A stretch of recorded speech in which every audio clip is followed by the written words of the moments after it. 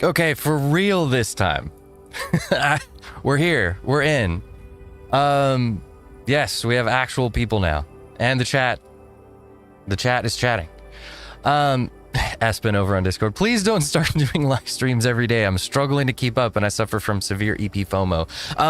Before we get into today's topic, because there has been a disturbance in the Force, and I want to talk about it.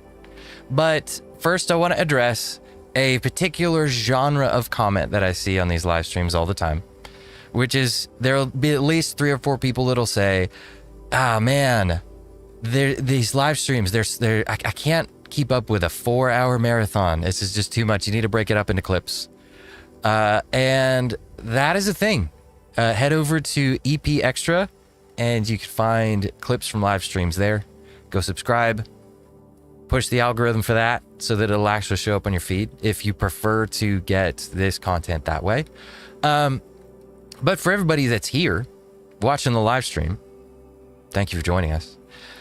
We begin today's journey with some strange stuff. Now, we've talked in the past about how, not actually very recently, about how conservatives, well, I mean, and liberals, but the conservatives are the surprising ones.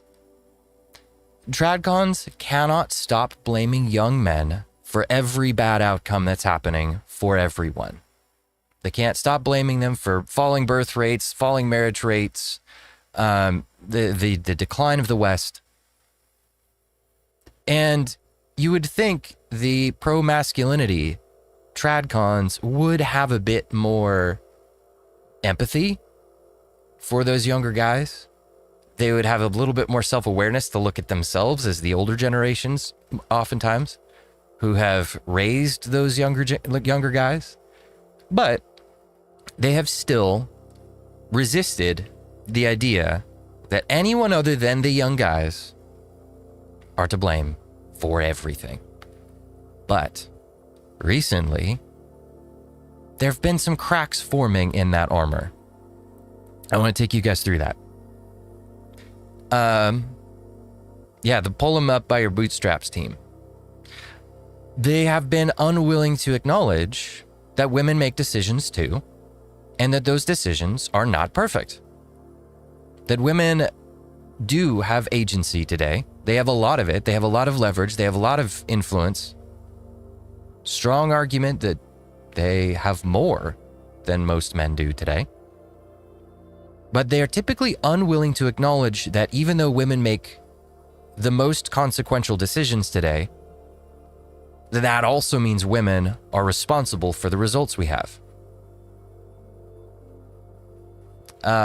So it was interesting to me to start seeing some signs here and there that they might be starting to shift. They haven't, I don't want to get your hopes up too much, but things might be moving in a positive direction. So let's start here. This is a joke, of course. This is Babylon Bee. They are relatively popular-ish conservative-ish Christian outlet. And they posted this the other day. Wife gains control of house with a 1-1 majority. Now, of course, they're poking fun. And they have, and they poke fun at everybody. So this doesn't really mean a lot. But it is interesting that this is the kind of thing that would have gone not just unnoticed, but it would have been unspeakable. You would not have been allowed to say this 5-10 years ago. And now we're starting to see some cracks in the armor. This got me thinking. Thanks for the gift, Bupkis. Appreciate that. This got me thinking about a few other bits of media that I've been seeing. Yeah, Babylon Bee is pretty well known. Yeah, EP Extra is where you want to go if you want to see clips from the live streams. Let me actually, you can get there. Let me show you how to get there. So if we go to the main channel and we go to the channel, scroll down, you go to other channels. It's right here, EP Extra. and you go there and you find all kinds of live stream clips as well as extra reactions where I just hop on and I react to a clip. Like, let's see, where's a reaction? Like this one, where I just sort of get on and talk about some fun stuff. So yeah, head there if you'd like to see live stream clips, subscribe, push the algorithm for that. But anyways, back on topic. Link in chat. Oh shoot, I just closed it. Sorry guys, I'll get back to it. I can do this. I'm a professional. I've been doing this for several months. I'm really good at things, guys. Okay, here's the link. Link is now in the chat.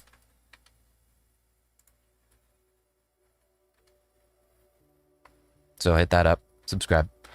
Okay, so this post, it is a joke and it doesn't mean a whole lot, except that it got me thinking about some other things I've noticed. Like, this happened not too long, just a few weeks ago.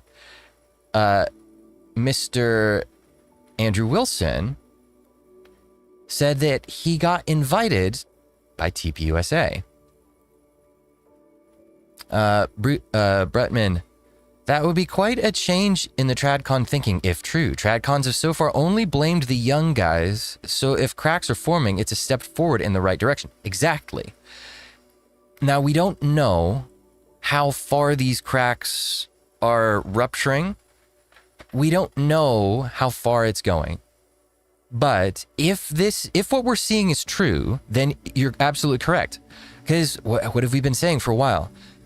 It's been incredibly difficult for any of us to get through to TradCons. A lot of people have been saying this, it's hopeless. They just can't see it. They won't see it. And even though I've been trying to reach out to them because in a lot of ways they are my people,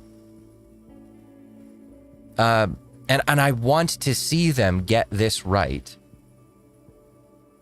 You know, they have been some of the most resistant to the ideas of like, hey, women make decisions, women need accountability too. So it was interesting. If it is true that they're starting to at least see some of what's happening, yeah, they might be the next step from there might be a shift in attitude and changes in behavior, maybe.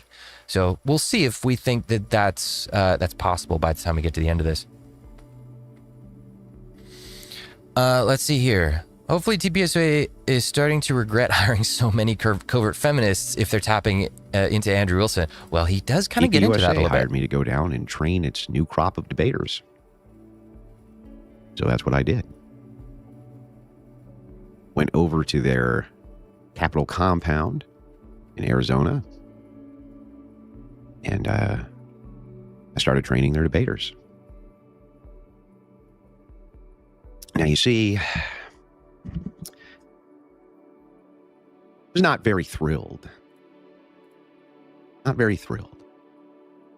He wasn't thrilled, guys. The course trajectory of how these campus debates might go without them having the correct talking points and knowing how to do the correct debates.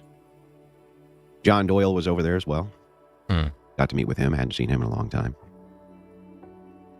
Yeah, people should be very cautious when they get invited to MSM formats. It's been happening for years. And it more often than not, we're traps to clown people with other opinions. Yes, likely. And that's one of the things why I've kind of avoided it myself. Now, from the sound of it, he wasn't there to debate. He was there to train their people. That is what had me interested. It wasn't just that they were bringing him in to hear him out.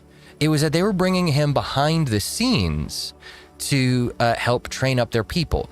Now, again, we have to temper our expectations here, because this was not a situation where they were hoping he would train them on talking points specifically. It sounds like he was there to train them on the mechanics of debate, because he is very good at the skill of live debate. But he was able to get some ideas in from the sound of it. So I went over and trained all these guys up. I saw Z speaking about it. X, the head of the America, not thrilled to have competent debaters over at TPUSA. It's interesting. Now, I might have placed some of the Crucible Invasion team on their new campaign, their Pick Up the Mic campaign. Interesting. FemCons. There was a couple of women there. I noticed that Z posted and said she was pretending that there was like 3 women there with very small followings. 90%, or it was 90% plus men who I was training. There were some women there, that's true. But in my defense, I basically picked on them the entire time. So you went after him a Picked little on bit. them the entire time. Yeah. I don't have much faith in TradCons. They need to experience real consequences before being able to take accountability. Why change when you don't have to? That's true. That's a good point. But it seems as though they might be experiencing some very, very light consequences. As somebody mentioned earlier, it could very well be that they're recognizing they don't have the young men and that they need the young men that they've been berating and pushing for so long. Now, that's not a very personal, visceral reason or consequence, but it is something. It seems to be enough that they are willing to take notice now. Yeah, hard to take Andrew seriously after learning he married a single mom that divorced 2 guys before him. And apparently that's a very touchy subject for them. Yeah, you bring it up and that's a guaranteed firestorm. Yeah, Andrew and Rachel have been married for how long? And have you listened to Rachel? She's pretty based. I have listened to Rachel. She is pretty based. I'm curious how much of that is their history, and how much of it is that they married that way before they believed the things they do now. I think they got married before they turned ortho bro. I'm pretty sure. And before they became mega anti-feminists. So it may be that they got married in a particular place and changed. Who knows? I don't know. But yeah. It is the truth, though. It's touchy for them because they know it's the truth. Yeah.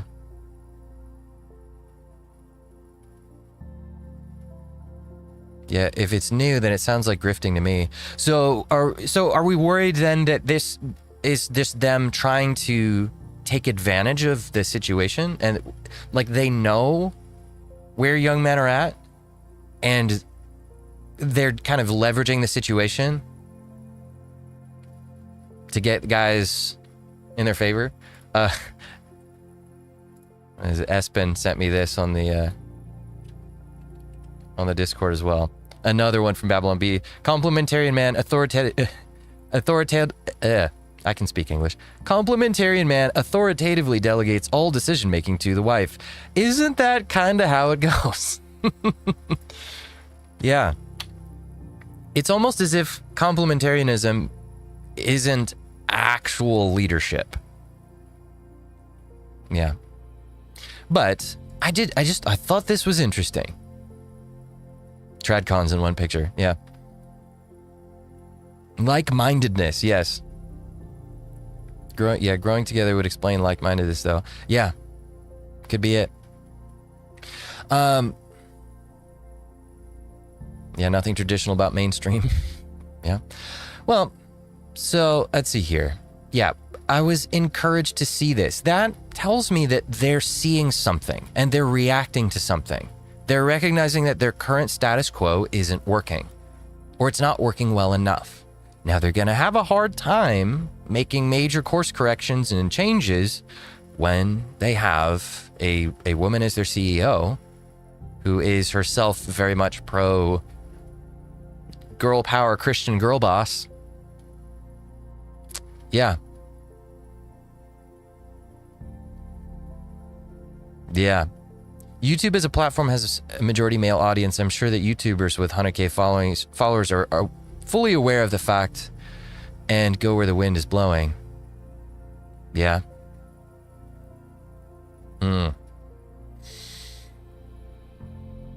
Yeah, conservatives have conserved nothing. The conservatives of today are basically where the left was 20 years ago. That pretty much is true. Like, you look at like Asmongold or something like that, he would have been considered a liberal in 2005 because he was. Now he is alt-right, patriarchist, authoritarian,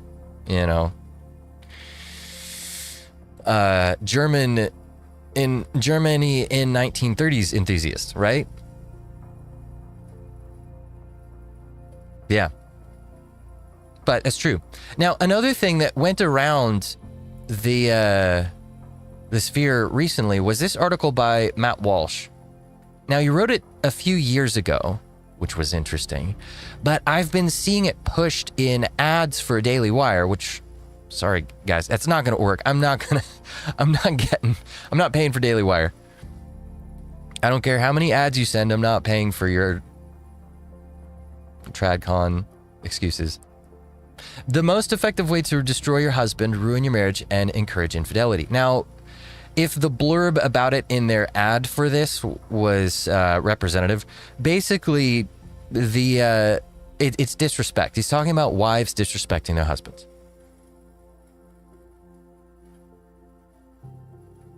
Now, that's I thought this is interesting that they're pushing it now. This is an old article. Maybe it didn't get very much traction back in the day. I don't know. And they're pushing it now. Why? Is it that there's maybe a lot of discourse going around about how, again, women have a lot of leverage. They make a lot of decisions today. And their decisions are having consequences. And you can't keep putting the consequences onto men all the time. Guys are starting to wake up to that. Yeah. It could be that this is something that they know will capture some of those guys and encourage them. Now, Matt Walsh is still very much like anti-red pill, anti-manosphere, hates it. He's softening on it slowly, but still very much against it. It's interesting. But again, I thought it was interesting that this was starting to get pushed in ads and Facebook ads and things like that today. Could it be that they know something? They're seeing something. They're starting to... Could it be that video we watched of Michael Knowles talking about dating and how the Zoomers just need to go outside and Rizmax? Could it be that they actually looked at the comments and read them? And instead of dismissing them as they have been for years, they went, oh shoot. We can't keep doing this. This isn't working. People aren't following our narrative. Could that be? Maybe. It's possible. Another one that popped up on my feed, it got me thinking about this. So this came out about a month ago. This is Nick Freitas. This is at the Alliance for Responsible Citizenship. It's kind of like a big, I don't know, Comic-Con for conservatives over in the UK, I believe. And so he's speaking to them, and he said a few things that I thought were interesting. He didn't go as far as maybe a lot of us would want him to, but he did say a few things that, again, 5-10 years ago, would not have been okay to notice or to say. It's a little bit intimidating when you look at the list of speakers and the intellectual prowess on display, and then I see myself among those names. And I don't have a British accent, which automatically is -2 points whenever discussing deep intellectual instances. So I'll do my best. When I got asked to speak about the idea of what has happened to our young men, or more specifically, what have we done to our boys, it's especially relevant to me because not only do I care about this from a intellectual position, from a social position, but I care about it as a father of a son. I think and Nick what we've done to our boys yeah. is rather simple. I think he tries Over to. the last couple best, of decades, from the left, from woke progressivism, we've essentially seen our young boys be told as early as elementary school which is why I'm that willing they're to essentially listen the source to of him, the hear world's him out. problems. That if you look at everything from crime statistics to wars to bigotry to racism, you name it, it's all essentially falls at the feet of men. And this has led to the idea that masculinity itself must be toxic. Now, I find it Bretman, have you ever heard of the dowry ethos concept formulated by Peter Wright? I believe women needs to bring something tangible to contribute to the conjugal fund along with the man's contribution. I haven't heard of the dowry ethos specifically, but I have heard some very good arguments for bringing back the dowry. And I do tend to think it's something that if we could get it back, I think it would help. I think it would help a lot. So yes, I agree that yes, in order to help keep women invested in a relationship and to balance out hypergamy, there are a lot of positives like that the dowry brings to the table. There's a reason why pretty much every major modern society today was built by dowry. Right? Most European countries were built on the dowry. It built our entire culture in the West. And there's a reason why it worked so well. So it worked much better than bride price. But anyways, yeah. I like Nick, and I hope and pray he learns better of the modern dating scene and the consequences of feminism. Though I doubt he would stay married for long if he does so. Yeah, I don't know. He seems to be getting there. Again, I don't know if I mentioned this before, but I heard him say, and actually it might be in this video. It might be in this video that he references what if alt hissed. He references Rudyard and says he's actually friends with him. If Rudyard has his ear, that's interesting, because Rudyard is pretty plugged into what's happening. So, but yes, you see him, he's starting off by acknowledging that we've blamed young men for everything. And he's not like saying that was the right thing to do. He's saying this was a massive mistake. Rudyard's been on his podcast. Yeah, that's interesting. I'm going to need to look that up. I need to try to get a hold of Rudyard. I need to see if I can have him on. I feel like we would have an interesting chat. Interesting that the same people that believe that masculinity, when represented by men, is toxic, all of a sudden find it incredibly empowering when it's represented by women. He's calling it out. But nevertheless, what we've told our young men is that the way that we fix these problems is that we feminize them, which means essentially we emasculate them. And we look at the results of that, and I don't think we should be surprised that nobody seems to be happy with what's happened. Right, you treat boys like defective girls, raise them up thinking that they're the wrong kind of person anytime they display any masculinity. Yeah, it's not going to work. In fact, I find it somewhat amusing and a little bit tragic that you can't turn on TikTok without finding the liberal women in New York City complaining about the complete lack of masculine men. Or when she does find a masculine man, she's wondering why they're always conservative. And it might have something to do with the fact that her particular side of the aisle has decided to treat men, any man, that would... Yeah, to be fair, they only start calling them out when it has now become safer to do so. Yeah, it's mostly hopping into the current train. Yeah, that is a little bit disappointing. Right, because those of us that have been taking arrows for it for years, yeah,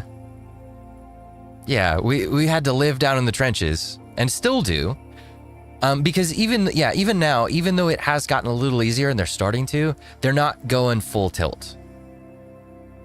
Yeah. Back with what we might call masculine traits as being toxic or evil or somehow responsible for the world's ills.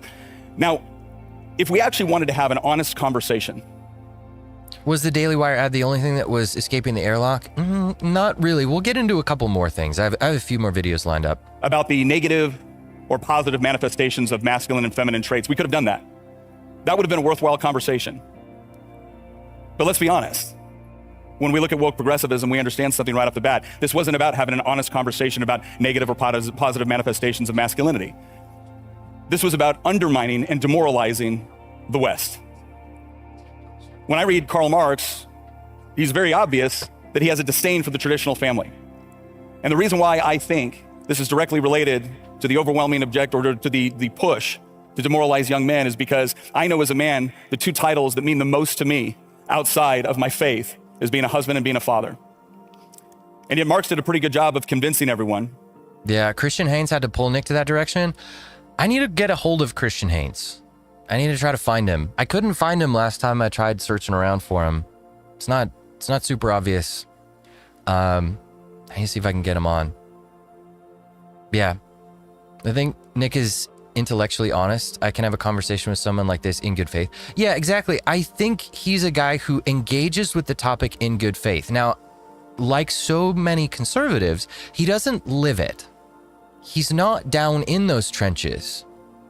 So it's not viscerally real to him in the way that it is to a lot of the guys here in the chat.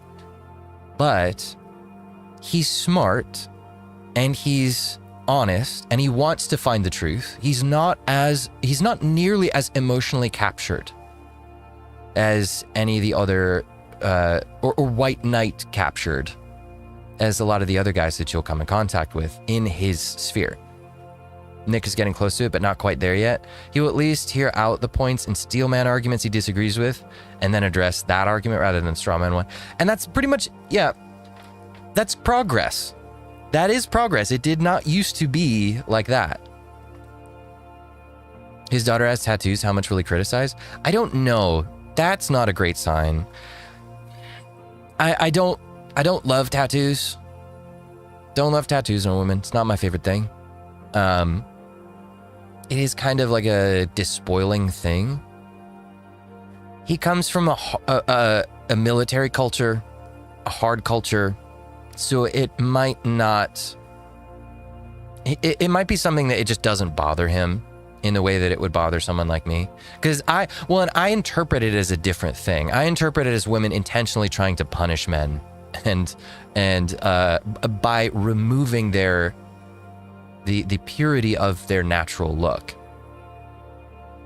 I don't think he has any reason to interpret it that way, so I'm not going to get upset with him for not having tattoos. So what? Yeah, I'm not going to get upset with him for not seeing it the way that I do, put it that way.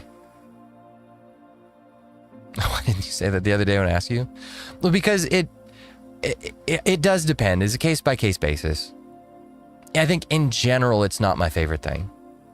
I think there's occasionally a tattoo or something that can complement a woman's look, but I think it's pretty rare. So, yeah. That's why I was like, I kind of have to think about it. That the traditional marriage was oppressive toward women. And so yeah, tattoos on a woman, it typically means a woman with a past. Yeah, and that's a big part of it too. It's not just what the woman is trying to do. It's not just what her intention is. It's that she's communicating something. Most women that have tattoos are communicating that, hey, I went through stuff. Yeah, tattoos that can't be hidden on the arms or on the neck are the ones that are a warning sign. Yeah, and that's what I would agree with. overall objective was to replace the husband and father with Not a fan. It's like putting a bumper sticker on a sports car. the state. Yeah. And if we look over the last 60 years, at least in the United States, and I would wager the same is true over here, the state has done a pretty good job of subverting the role of the father and role of the husband, at the same time that they've done a horrible job of actually filling that position. Yeah. Now, the good news He's telling the truth. is that this kind so of far, woke progressive objective, this idea of denigrating young men, of emasculating them, of not giving them a place in the future, fails. It loses. I was recently speaking at Cal Berkeley, which is not exactly known for its conservative thinking, and I told them that. I said, woke loses.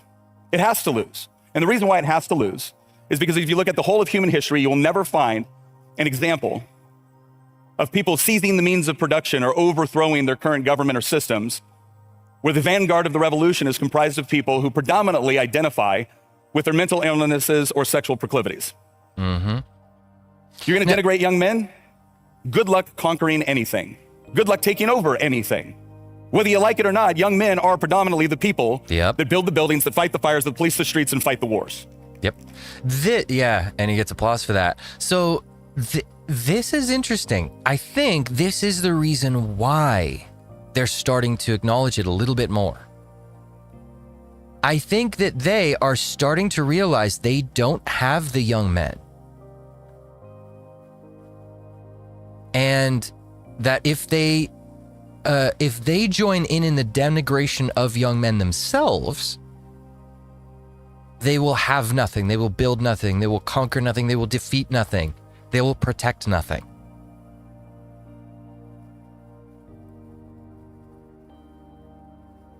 Yeah, but is this guy's leadership a servant leadership model? I don't know for sure. That's one of those things I'd love to get in and ask him more about. Yeah, they're realizing young men might just be organizing in a real way against them. Right. Yeah. Well, and this goes back to what somebody said earlier. Conservatives haven't really conserved anything. They've looked out for their own interests. That's very true. Thank you, Lucrative Lucas, for the gift. Yeah, they've very much looked out for their own interests, but they haven't actually conserved their way of life in any meaningful way that they could pass on to the next generation. And so younger guys today don't actually want to be conservative because they don't want to conserve. They don't want the status quo. The status quo sucks for them. Younger guys want major change. And so just by definition, they are going to be out of step with conservatives. They're going to look for more revolutionary ideas. Bretman, with the way the conflict in West Asia is raging on, well, World War III is looming on the horizon. All these modern 21st century women will immediately go back to working at home from the office once the poo hits the fan. Yeah, and there's a reason why a lot of guys they're craving that. They're chanting for the collapse, for things to kind of explode and break apart. It's because, yeah, I think you're right. I think once you have World War III breaking out in the streets, I think women will start to, they will start to seek shelter in the places that they always seek shelter, with actual individual men instead of with the state. I would hope that that's how it would play out. A friend of mine, Rudyard Lynch, likes to remind us, though, there it is, that woke losing doesn't mean we win. It doesn't mean civilization wins. That's what I just There's said. an old African proverb that says that if a young man does not find his place in the village, he will burn it down to feel the warmth. Something Rudyard says all the time. And as young men are rejecting the woke progressive narrative of who they are and what they are, that doesn't mean they're adopting the positions in civilization that we would like them to. This was interesting. There's another that he said enticement. this. And that enticement is various forms of barbarism, authoritarianism, totalitarianism. Because say what you like about those ideologies, they're not woke. The question is are we providing our young men with an alternative to that? Now, I imagine, he doesn't say it, but I have to imagine that he's referring to the manosphere when he says barbarism. It could also be that he's referring to Islam. There are a lot of men turning to more Eastern religions. So it could be that. I would like to, if I could talk to him, I would like to ask him what which thing he's referring to when he says barbarism. What does he mean?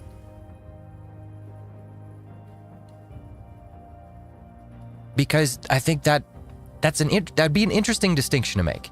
Who is he? I think he's referring to Islam. Yeah. And that would be I think, more honest thing to point to, because that is the actual barbarism. That, if you've read up on the history of Islam versus the West, the last 1400 years of it is true total barbarism in its worst, most destructive, hateful, destructive form. So I hope that's what he's referring to. Now, I also know that there are other tradcons, not him, who will openly believe and will say that it is the manosphere that is the barbarism. And so they say, hey, we as conservatives need to, the last 1400 years, isn't that the entire history of Christianity versus Islam? Yes, the entire time it has been a conflict. It has been a bloody conflict for all of those, the existence of pretty much the entire existence of Islam. Yeah, Islam, communism, fascism, Hindu radicalism, etc. Islam is not the only form of barbarism that exists out there. True. I agree. Yeah, the reason why Islam jumps first and foremost into our mind is because those of us in the West, over here, like in Europe and over here in the States, is because that has been our deadliest enemy. They've killed the most of us out of any other form of barbarism. So it's the most like sensitive to us. Yeah.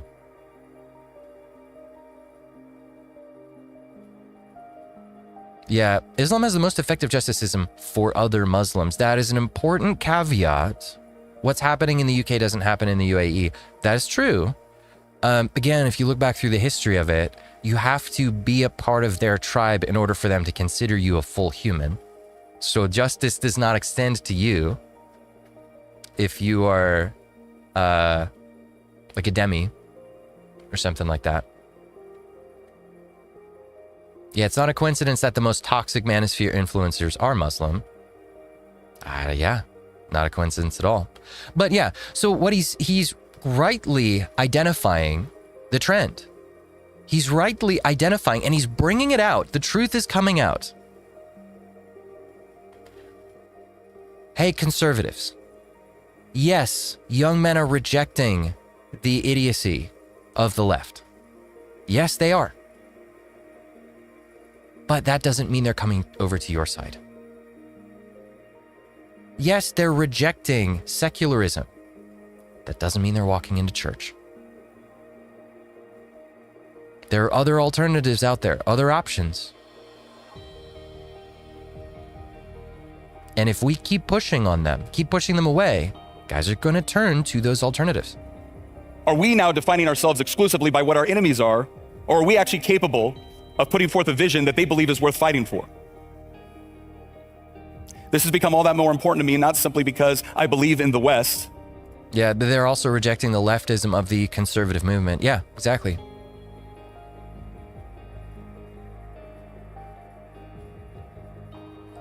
Egypt, Syria, Morocco, Turkey, Tunisia, Libya, Algeria, Sudan, all former Christian majority until violently conquered by Islamic Caliphate. Yep. And they have been ever since. So this idea that we're just sort of God's chosen people here in the West and nothing can overthrow us and you know, it's all just a cycle. Christianity comes and goes in waves.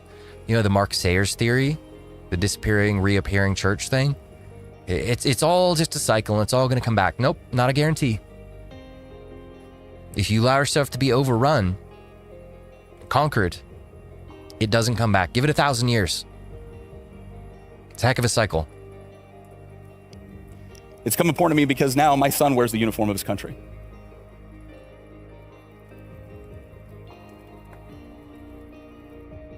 And as he was enlisting during the previous administration, I remember my wife came to me at one point. Yeah, and the modern Nordic pagans claim that Christianity is a psyop against Westerners. It's not. It's Christianity is what built the West and protected it from invasion. And asked me, should we let him? So he only cared once it affected his son. And I said, what do you mean let him? Yeah, unfortunately. He gets to make up his own. Yeah, it's, like you guys were saying earlier, it's about consequences.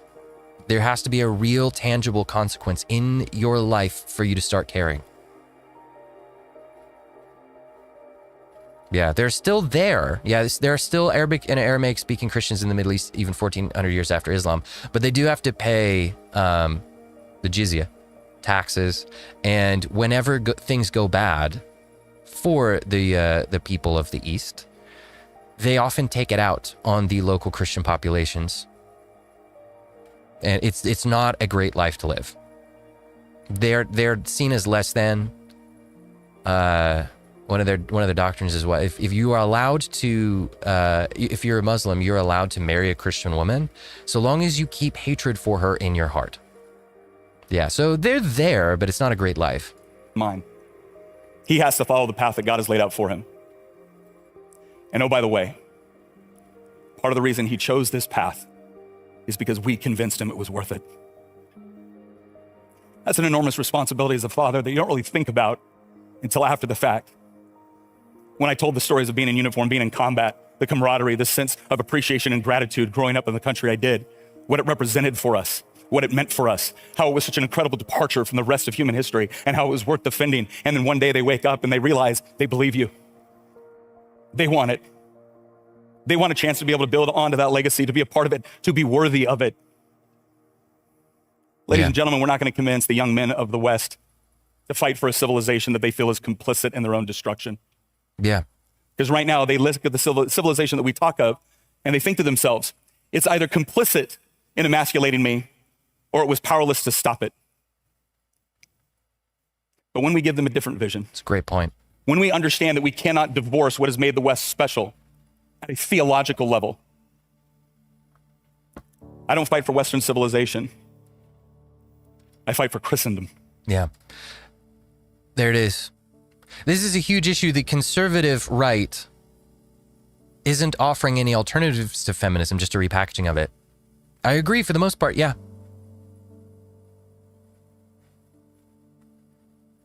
Christendom, yeah. Christendom mentioned. Good times. We love it.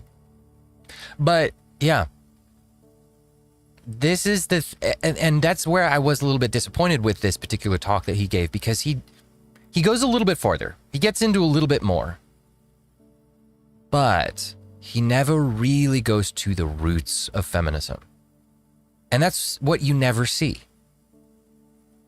Conservatives rarely, if ever, get down to the root of feminism, the power premise that we talk about all the time. I'm working on a video specifically just about that, because I realized the other day, I've mentioned it in a lot of videos, I've mentioned it on stream a lot, but I haven't done a video just specifically about that one premise. Which is dumb, because it is the most important thing. It is the most important piece of the puzzle. So I need to do a video about that. Yeah. But yeah.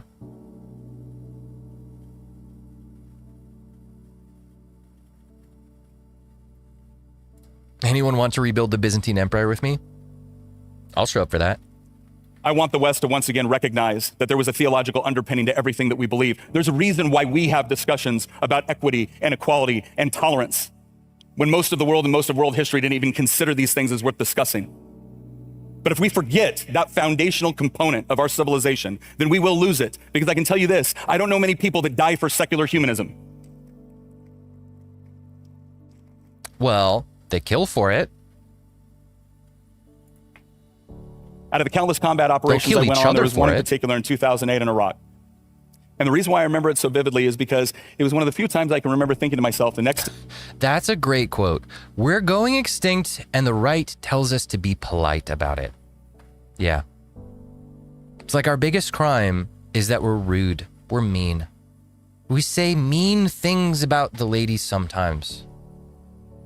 Just don't pay attention to whether or not those are true things. They feel bad. They feel mean. They're impolite, improper. It's improper for you to say these things about women.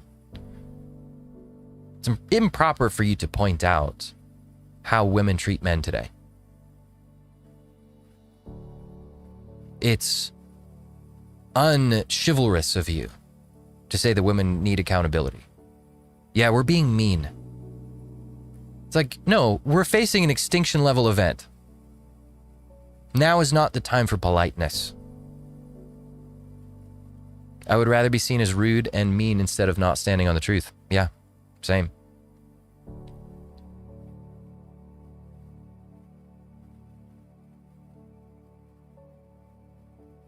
Yeah, the guy who got Charlie Kirk definitely killed over secular humanism. Yeah, that's point, right? And yeah, because he was mean was literally the guy's motive. Balanced view is very important, not extreme or passive, yeah. Right, we're not going to barbarism here. We're offering an alternative to that. It is more extreme than most conservatives would like. because it doesn't feel good.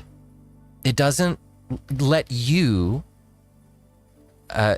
White Knight, you don't get to be the hero and that swoops in and saves the damsel by making her feel good and protecting her emotions. Actually, that's not true. You do get to rescue her. You get to rescue her from her own sin and the evil and destruction that she's doing, because the women we're talking about are completely unchecked. Yeah, it's going to look mean, harsh. But I was thinking about this the other day. If a person has cancer, you know what cancer treatment looks like. We all do. Many of us have known people who had cancer, known how bad it was, how much it hurt. And we've lost people to it. I lost my uncle to it. Lost him to leukemia. He was a nuclear engineer on a sub for the Navy. And I was there. I watched him go through the chemo and the treatment, and it sucked. Now imagine,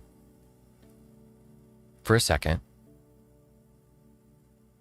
that you look at that treatment and you say, oh man, it's so harsh. It's so painful. We can't put women through this. This is too much. They're so fragile and they're such delicate flowers, and we need to protect them. If we were to put them through such a harsh treatment for their cancer, that would be abuse. We would be terrible men by just for allowing that to happen to them. How could we? If you took that stance, you would be dooming that woman to die of her cancer. The same is true of sin. Yes, accountability is not fun. It does not make her feel good. And she's going to make you feel bad for doing it.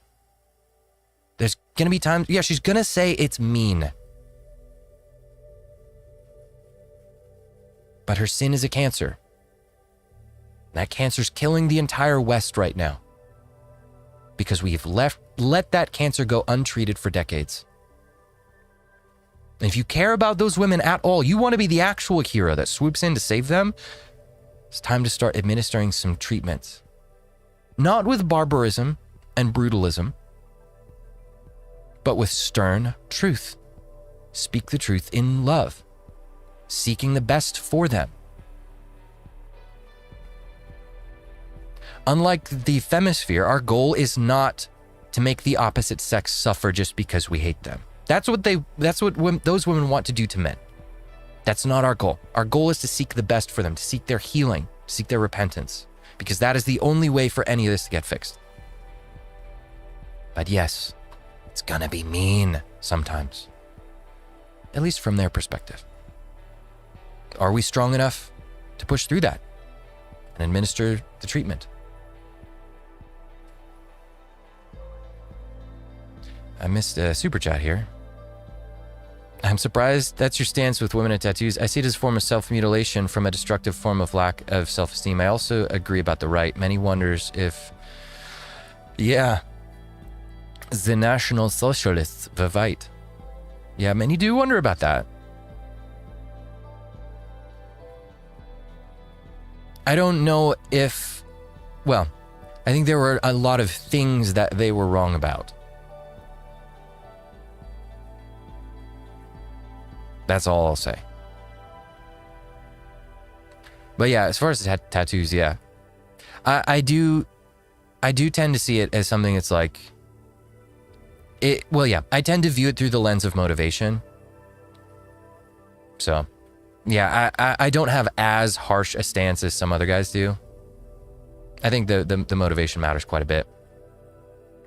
The big thing with guys like these is they don't talk from concern of young men. They only talk and frame it that it affects them. Civilization goes down, so that hurts me. It makes them less trustworthy. Oof. I agree, and I wish I didn't.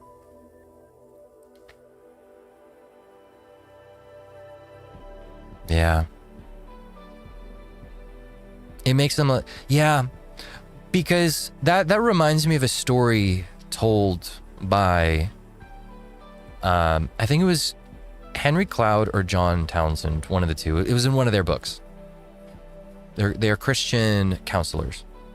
And one of them said that he was teaching a class and he asked everybody, hey, come up here and punch me in the face right now. And all of his students said, what? No, I'm not going to do that. And he said, okay, great. Why? He went student to student to student and asked them all why. And most of them gave answers like, well, I would get in trouble, right? There'd be consequences for me. And so, and it just went person after person saying that until one woman stood up and said, I wouldn't do it because it would hurt you. I wouldn't punch you in the face because it would hurt you. That's why I wouldn't do it. And then he asked the rest of the class, now that you've heard everyone's answers for why they wouldn't punch me in the face, which person in this room do you trust the most? And they all pointed at the girl that said, I wouldn't do it because it would hurt you. Because the people you can trust the most are the ones that actually care about you, not just consequences for themselves. They care about you. So I agree. Yeah. It's hard to trust tradcons and conservatives because they will not listen until their self-interest is triggered.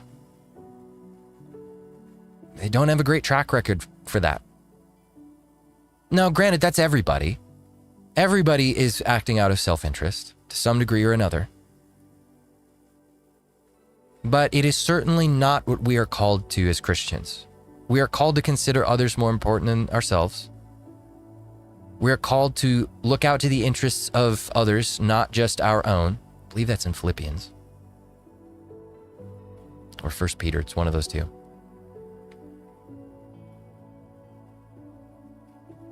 Where it's said that the world will know that we're different from them by the love that we have for each other. That was Jesus that said that. The world will know that you're mine by the love that you have for each other, right? And that means care. You have to care about what the other person is going through.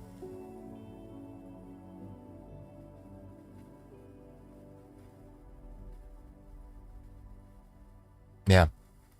So yeah, the fact that they don't have their care for young men triggered until there's a consequence for them, it makes it hard to trust them. I understand that. And I wish it was different. You know, women have an advantage in that area because they are cute and sweet much of the time. Humans have a measurable attractiveness bias. This is a field of study that goes back all the way to the 1970s. It's very well documented, very well proven. People prefer pretty. They treat pretty people better. And women tend to more naturally and easily have good looks. And on top of that, even when excluding attractiveness, even when you control for that, women still get a bias. People still naturally attribute positive things to women more easily than they do to men. People naturally care about women. Women naturally excite their romantic emotions.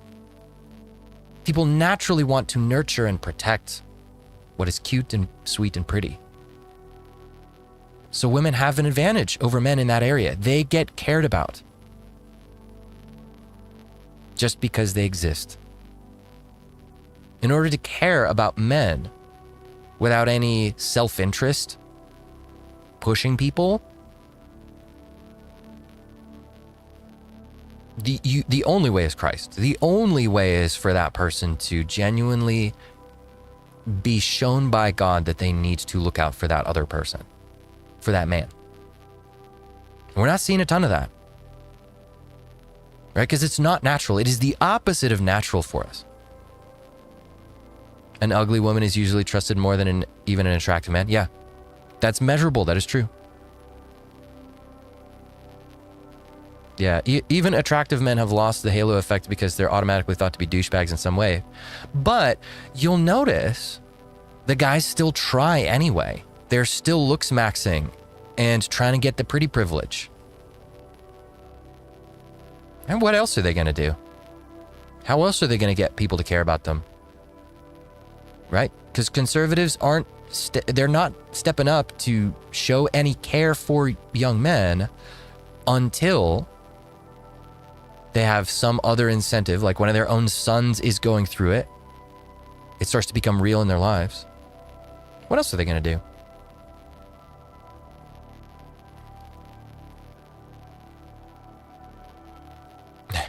Just like when I ask the reason why a woman was getting divorced, and they all tell me there does not need to be a reason and that I should not ask. Yeah. Because that would be mean, right? That would be so mean of you to expose the truth. Yeah. Some static and crackling. Bummer. Yeah, I don't know what's going on with that.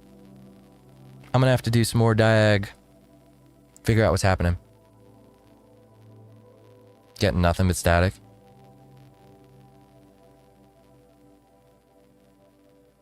Hopefully it's not the music glitching out.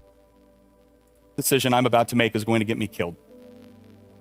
There was really no tactically sound way to go about doing what needed to be done at that particular moment. All I could remember is that it had to be done, and I was the person in the position to do it. Other missions, other operations, there had been other men in my unit, but this time it was me. And at that point, I wasn't thinking about the necessity for ensuring high GDP figures for my country.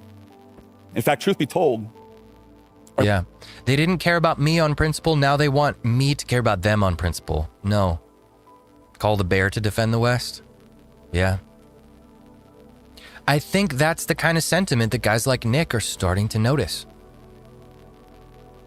They're starting to notice that guys are like, no, you keep appealing to our sense of rightness and justice and our obligations. But what obligations to us have you fulfilled? Why didn't you protect us from the onslaught of misandry and feminism and emasculation? Why didn't you do something about that on principle? Out of obligation to us. Now you want to say that we are obligated? Just because we're Christians? It's like, okay, you're technically correct. You're technically correct. Jesus did tell us to care about you. Cool. Great. But you didn't care about us. So this looks a lot more like spiritual and emotional manipulation. Right? Because you're asking us to do something for us that you didn't do for you're asking us to do something for you that you never did for us. And you were here first.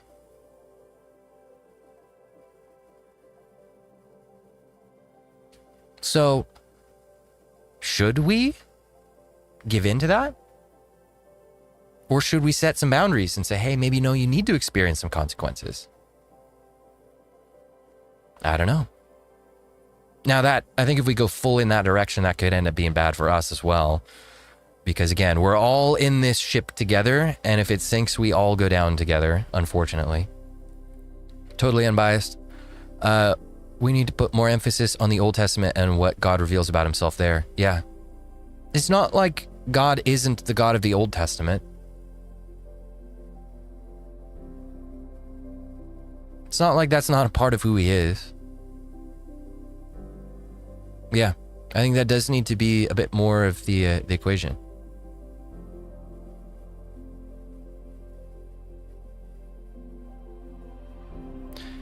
Not here, but what this guy, Nick, what is the solution he's offering? That's, again, another thing I'd love to ask him about. What would you like us to do, Nick? You're a man of influence, a lot of influence. You have millions of followers. Conservatives listen to you. What solutions do you have to offer? I wasn't even thinking about the freedoms that my country has blessed me with. Yeah, agreed. However, I'd caution against just, I guess, looking too much at the Old Testament, because it can lead to legalism, even with the anti in mind. It's possible. Yeah. You know, that's a part of the equation. Who's this speaker? This is Nick Freitas. What I could think about that in that moment is I was considering whether or not I would ever see my wife and 3 children again. Was I the man that they thought I was? Was I the husband that my wife believed me to be? Was I the father that my children looked up to? Nick Fritos, yeah. And see, in that moment, they would have afforded me a small measure of cowardice if it meant I could come back home. People want you to man up But a for small their moment of cowardice interests, at that not particular yours. moment would have demonstrated that I was not the man they thought I was. If we truly want the boys of the West to become the sort of men upon which civilizations are built and defended and advanced, then we have to give them something more than economic outcomes. Yeah. That is a part of it, though. I wouldn't downplay that too hard, dude. Because they're on the wrong side of the economy at the moment.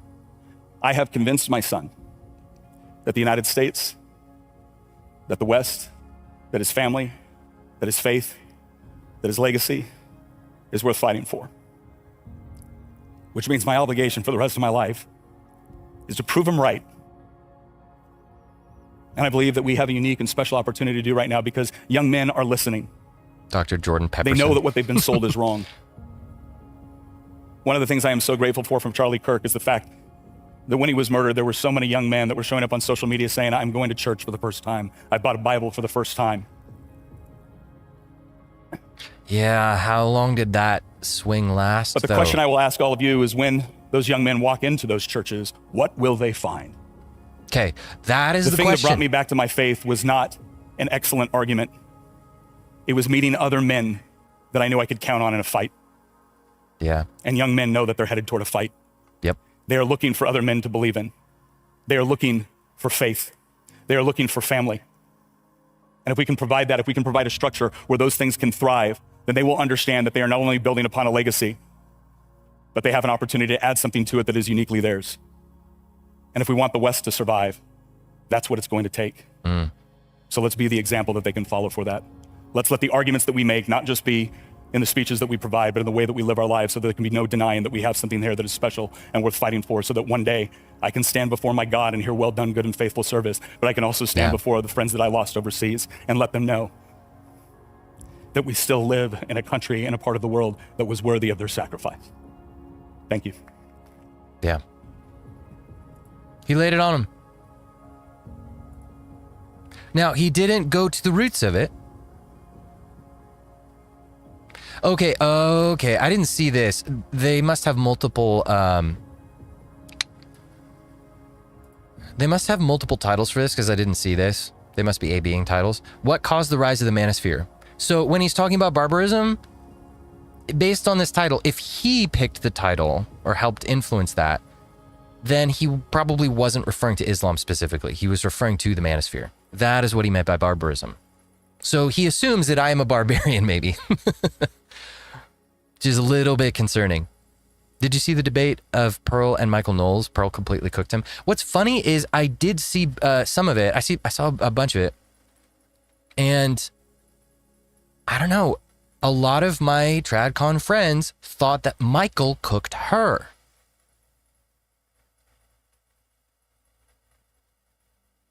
So I think, yeah, a lot of it is just people maybe in that rose-colored glasses world see what they want to see when they see that type of thing. Yeah.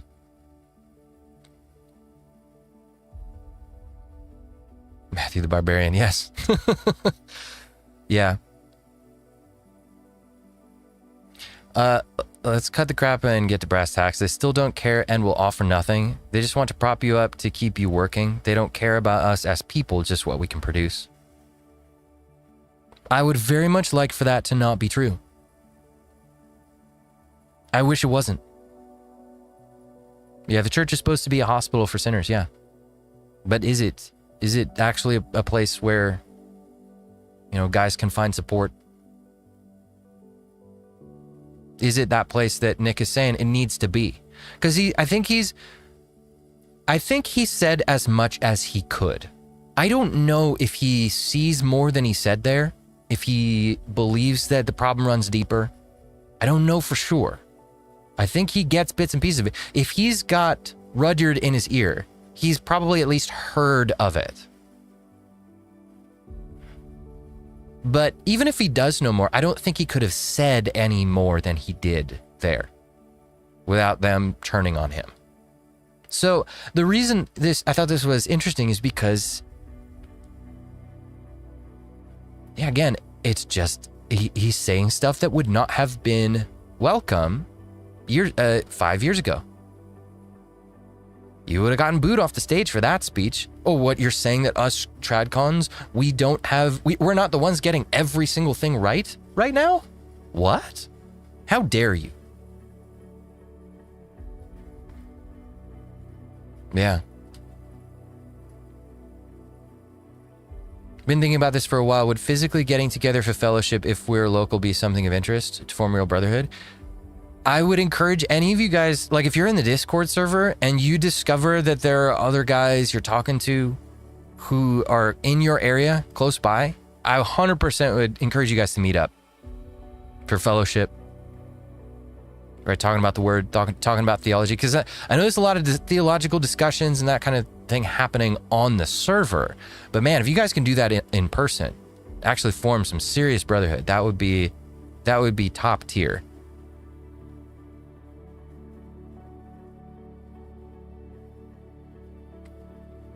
I think that would really be good. Have you seen the video of Pearl asking people if wives should obey their husbands? Yeah. I saw that popped up on my feed. I didn't actually watch it, but I'm pretty sure I could guess how it went.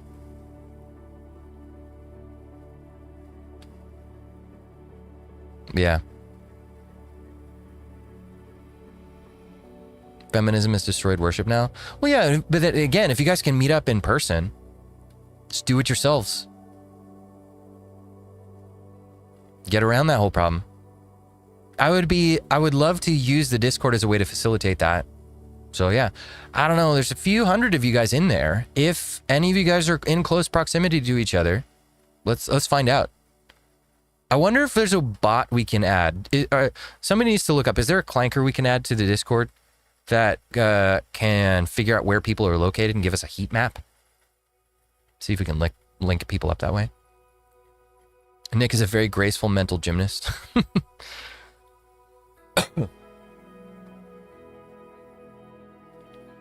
I would gladly overcome the modern world if I had a good wife and child to fight for. But the women today say they don't want that. Well, yeah, it's troubling. When that guy shows up in their life, they reject that guy. Because he doesn't have enough dark triad traits, I guess. It's not enough of a psychopath to be attractive and turn her on. I've noticed a lot of dinks, dual income, no kids, in the city in which I live, Mumbai, India. A lot of modern young women intentionally do not want kids, a sin in my humble opinion, due to neo-Malthusianism. Interesting that that's going on in Mumbai. That's not what you hear about India. You hear over here that it's, one of the places on earth that is still very traditional and conservative, and it has not been infected by feminism. But that's what I'm seeing more and more, stories like that from all over the globe, where it's just like, there's all these places that I thought were not super feminist indoctrinated, and they all are. It's everywhere. It's global. I guess that's what USAID was actually doing for all those years.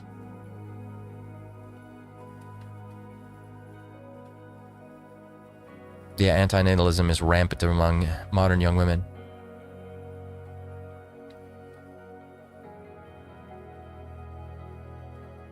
Yeah, and only after they turn their lives into a mess, they look in your direction for the cleanup. Any parallels there to what we're seeing from the church, asking young men to swoop in to the rescue? Listen, I'm not saying that we shouldn't fight evil and seek to overcome the things that are destroying the West. But yeah, there's going to be elements of that. It's going to be a tough pill to swallow. In order to defeat the evils of the degenerate secular world, we will likely have to link arms with some people who've done us dirty. We're likely going to have to practice some radical forgiveness. We may have to set ourselves aside, because I don't see any way that we can do it by ourselves. If Tradcons are willing to link arms, they have a lot of power, a lot of influence. It's at least worth considering. That's why I was, people were asking, what's Nick's solution? What is he saying we should do? What is he saying the Tradcons should do? I'd really like to hear that part of it, because he didn't really get into it. He just sort of laid out the problem. Yeah, I'd be curious what their solution is, what they're actually offering. I'd like to see what the deal is before we say, we got to reject it, just because we're upset with you guys. Because, yeah, they have kind of been doing the same things to young men as everybody else. And there's a reason why they don't have a great track record with a large percentage of the younger guys. They earned that. But given how bad the enemies we have right now are, I don't think we have the luxury of allowing that kind of grievance to decide for us. I think we at least need to consider it. And that's if. I don't even know. Like, I can't speak for any of the people in that audience. I don't know if any of them are actually internalizing it and are willing to actually produce change and offer some kind of, alliance. I don't know. That's all predicated on them actually doing anything. And again, that's why I'd like to hear what Nick's solution is. But hey, if they do, I don't know. I think we should listen.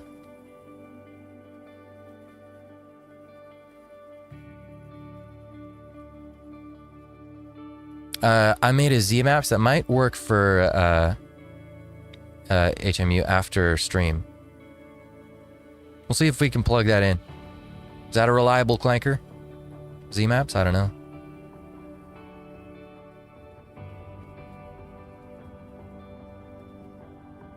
Yeah.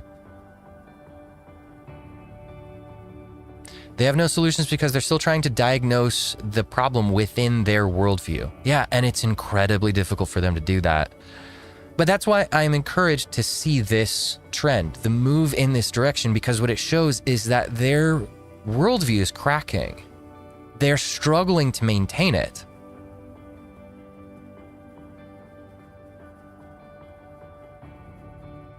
Now this is another example. Megyn Kelly, super mega, what was she, Fox News for a long time or something? And was willing to have this conversation with Deborah Soh, who is very much a, she's not like Manosphere or Red Pill or anything like that, but am I so out of touch? No, it's the young men who are wrong. Forgiveness only works if atonement has been made. I think reconciliation or restoration only work with atonement. Forgiveness is something we do have to give, whether we want to or not, because that's how God forgives us. He forgives us whether or not we, right? Jesus died for us. He did. It just happened. And if we believe in him, he requires that we forgive others.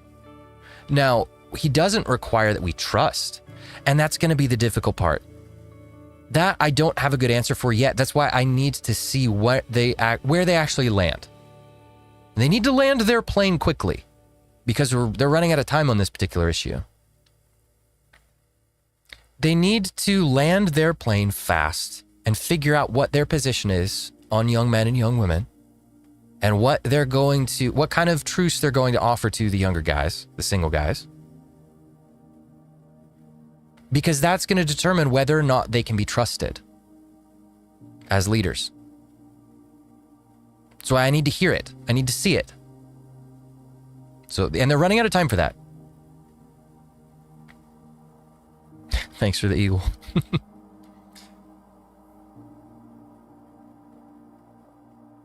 But in order for us to ally, we need to reconcile, and the only way to do that is if they practice radical repentance. Likely, yeah.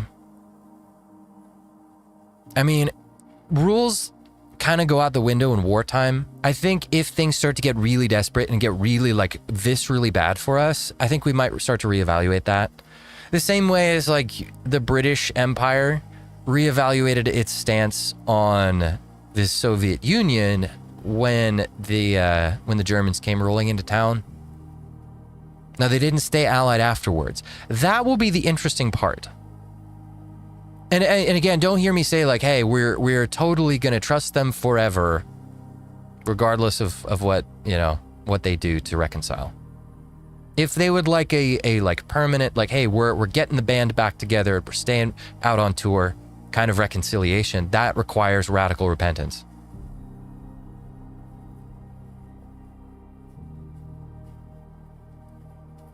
But yeah, a short-term alliance to defeat an enemy that's got us by the throat, yeah. I'm not going to count it out. I don't think it would be wise to throw away potential aid and help. Yeah, so anyways, Deborah So, interesting person. She was recently, a couple months ago, she was on Megyn Kelly. By the way, I find it interesting a lot, sometimes with a lot of these topics. The mega conservative influencers with millions of subscribers get the same kind of view counts that I do. There must be a second reformation. And that may be what has to happen. So it could be that what we see is we might have to form some kind of temporary alliance. But then afterwards, there may be another sort of reformation that has to happen in order to get this whole thing sorted out. But yeah, let's, Deborah So is a researcher. She's taken a lot of flack from her colleagues because she refuses to go woke and she criticizes wokeness. You hear about this all the time, that the young people, they're not getting their driver's licenses, they're not really drinking, and they're not having sex. And while I can understand those first two, there's Uber, people are living with their parents longer. I don't know, you're drinking with the Maha world taking over is no longer favored. And by the way, some of these kids have gummies and things like that they use instead. Why does she look like a Star Trek captain? Well, what did you find? What is the answer? So yeah, I was similarly perplexed by this question because I thought, yes, Gen Z on average, they are reaching typical life milestones at a delayed pace. But you would think if they are, you know, not driving and not going crazy and partying, what are they doing with their spare time instead? So with Sextinction, I wanted to determine, is the sex recession real? And I do believe it is, because I was quite skeptical before. The first study showing that there was this overall decline in sex was in 2016, and it found that Americans were having less sex than ever before, and this was especially pronounced in millennials, and this was expected to continue on for Gen Z. And so now what we see is globally there is this trend of people, it doesn't matter if they are married or single, where they live in the world, whether it's the East or the West, all developed countries, all age cohorts, they are having less sex. People are having less sex than ever before. But this is especially pronounced among millennials and Gen Z, and particularly men. So the statistic I keep seeing is 1 in 3 men and 1 in 5 women have not had sex in the past year. And Sextinction is basically a science-based approach to trying to understand why are we so disconnected, what is taking the place of sex, especially regarding let's see here. That's still telling young men to work with those that destroyed them. Look, I don't love it. I'm not saying I'm happy about it. I'm saying if we find ourselves with our backs against the wall and it's either be eaten by the left and the woke mob, and that's it. We're done. Or we work with some people that we have some animosity towards, who've, you know, tried to use young men for their resources instead of actually caring about them. Yeah, which horse do you want to be carried out on? I don't know. I'm saying more rational thought is needed. It's a situation where I think we need to set our feelings on it aside and try to figure out what will get us to the best ending, what will get us to the best outcome possible. I'm not saying that I know for sure exactly what we should do when we get there, because we still have a lot of history to play out. We got to watch some things play out before we know what's Rather die on my feet than bend the knee. Well, the British didn't exactly bend the knee to the Soviets when they allied with them, but they did win in the end. So, yeah, I don't know.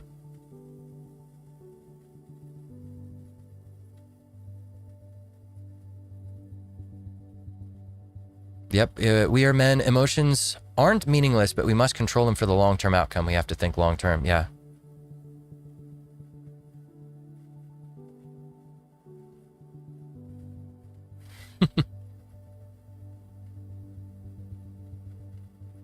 I'm insane. Johnny, you talking to me? Am I insane? Yeah, maybe. I'm trying my best to think and think clearly about the situation. Maybe my thinking isn't clear enough. Logic overrules emotions every time. Well, it should, I think. Yeah, long-term may even be longer than we are around, unfortunately. Yeah. No, it's upper. Okay. I wouldn't call this victory, that old British veteran said. They didn't fight for this version of the West. They defeated the wrong enemy. Yeah.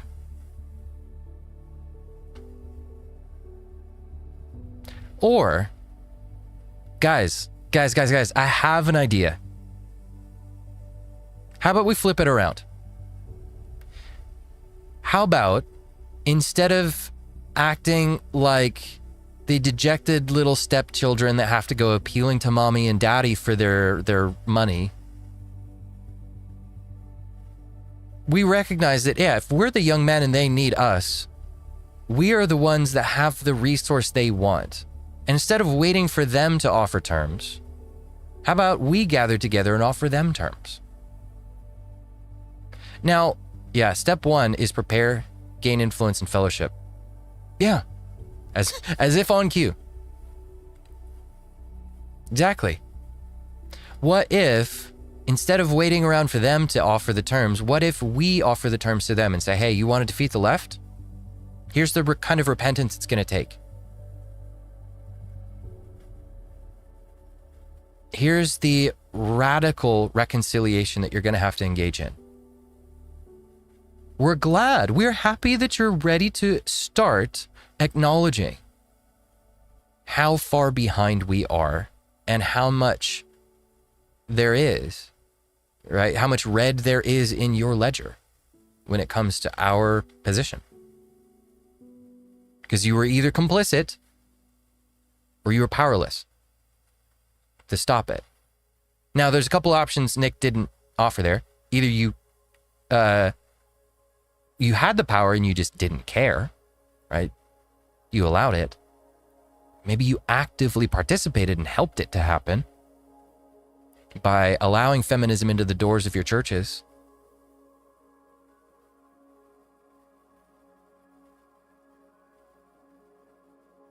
That won't happen. Having boundaries is controlling, don't you know? Yeah, well, I'm sure that's exactly what they'll say. The moment you start doing it and saying, hey, nope, you do not have a right to our strength. The moment you say, nope, if you want what we have to offer, you have to come on our terms. Yeah, they're going to say, hey, you're controlling us. This is manipulation. Buddy, you ain't seen manipulation. You want to see the shaming, the guilting, the spiritual manipulation that's been used on the guys? Yeah, we ain't even started to cook that like that.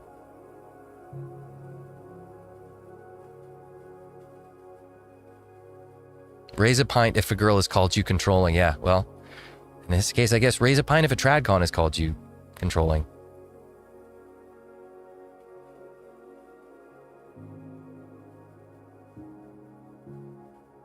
Yeah, compromise is how we got here in the first place. We don't sacrifice principles for this. Well, I'm not saying we should. That's what I'm saying. Stand on business. Stand on your principles. I do believe in such a thing as forgiveness and reconciliation. And maybe that'll lose me some followers. I do believe that, yeah, as much as the older gens have done to disaffect men today, as men who are forgiven by Christ, we can forgive them. And if they accept our terms, then we should be willing and ready to reconcile with them and ally with them.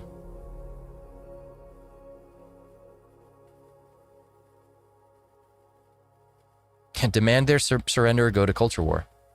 We're not quite there yet. My parents, relatively conservative, won't even consider all this is true.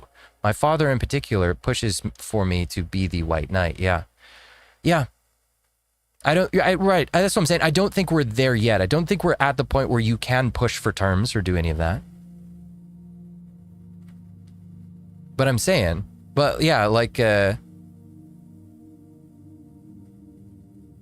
may need to see them fall first, but leverage is needed. Exactly, yeah. We're not there yet. But by and large, the young men, especially the ones who are the most disaffected right now, are the ones who have the thing that everybody else wants right now. You guys are the resource. So yeah, you guys do get to set the terms. Now, you don't have to listen to me. You can get upset with me.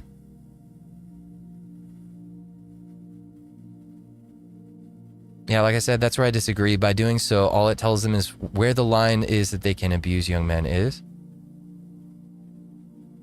So I guess, do you not have a place for forgiveness and reconciliation at all? Is any form of forgiveness and reconciliation just a communication to people of how they can abuse you? Is that just always the case? So you should just never forgive and reconcile? I guess I can't go that far with you.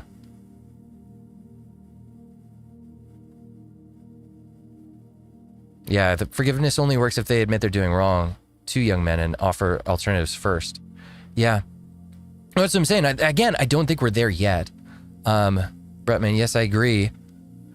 It's best for Christian men to align temporarily with tradcons that then get destroyed by the American left.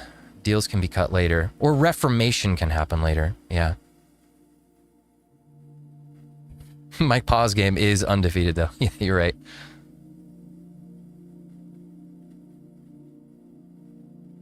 If we're going to use our labor as a bargaining chip, then isn't that socialism? Not that I'm opposed to that strategy.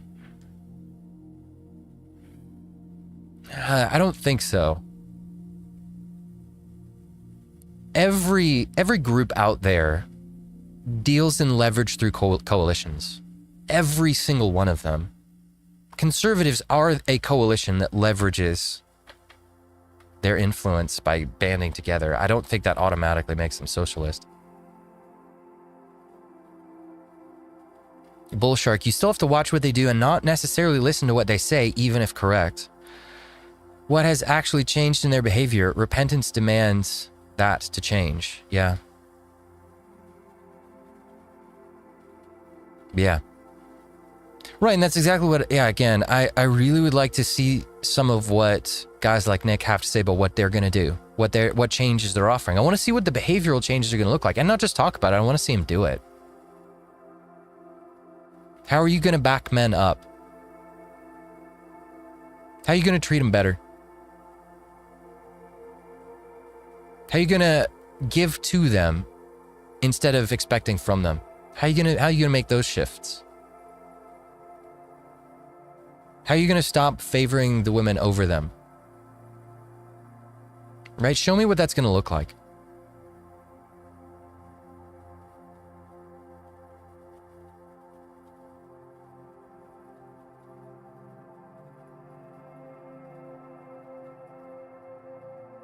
Yeah, there's a problem with grace. Users know that they can weasel back in and exploit our willingness to forgive.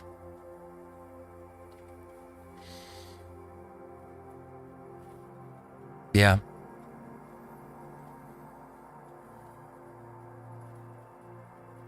I do think there needs to be a path open for people to rebuild trust if they truly want to.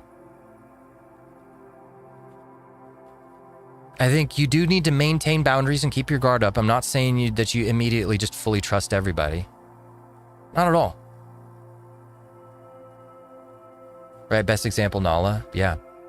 Right, but again, there should be a path for someone like her. No one put her through any kind of path. They just immediately trusted her, and that was a dumb idea.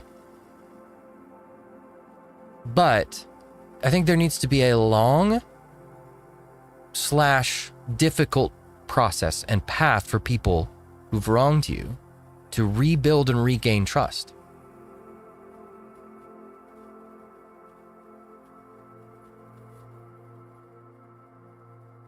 Yeah, I agree, but it must be long, laborious, and hard. Yeah. But that path should be stony and long. Exactly. Yeah, that's what I'm saying. I agree with that. I agree with you. The only difficulty there is, again, we're kind of running out of time. It's unclear how quickly... I mean, we may have 5-ish years left before things really, really hit the fan. So... that's not a ton of time, and things are moving a little bit slow. Yeah, forgiveness does not equal standing by while they destroy things. Exactly. Yeah, you do. And that's part of the process. If you see TradCon saying, "Hey, we're willing to walk the path and show reconciliation, show contrition, and change," and they stop, boundary goes back up. And then the path gets longer and more difficult. Every time. Captain Cisco, have you ever seen Creflo Dollar or Jamal Bryant? Not only did they let feminism in the church, they let the LGBT in church. Yeah. I've seen Dollar. Yeah. I don't know about Bryant. But yes. I've seen him. It's pretty bad. These were the men who were supposed to be standing watch at the gates. And instead, not only did they turn their backs and let the wolves in, they made friends with the wolves and tried to appease them. It's not great. And I'm not, yeah. Like, again, guys, I've been pointing this stuff out for years. So yeah, it's not that I'm against you guys by saying, hey, there should be a path for these guys. Any who want reconciliation to earn trust back, I'm not against you guys by suggesting that. I'm not suggesting that you just blindly open yourself up to, the same problems and the same hurts. Yeah, I'm astounded that those guys are around and still able to exploit people. Yeah.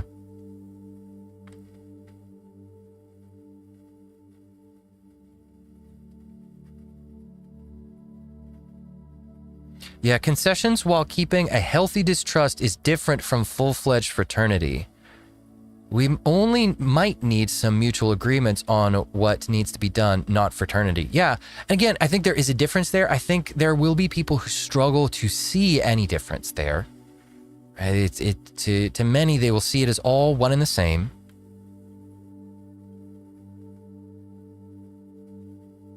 But yeah, there needs to be a dividing wall between, hey, we're going to fight together against this particular common enemy versus, hey, we're going to be brothers together. We're going to share secrets. We're going to trust each other. We're going to really, truly lean on each other.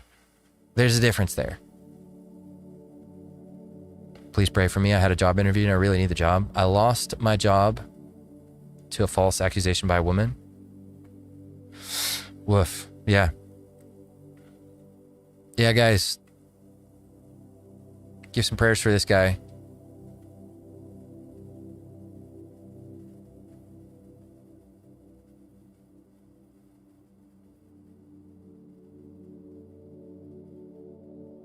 Yeah. Speaking of OF converts, Paul didn't go out and start preaching right away, but the apostles sent him to Tarsus, and he stayed there for years before the Holy Spirit sent him out. Yeah, it was like 3 years. It's a long process.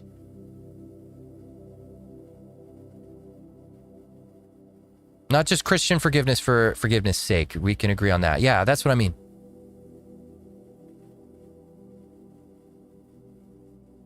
Yeah, Christians need to stop being antinomian with degens. Yeah.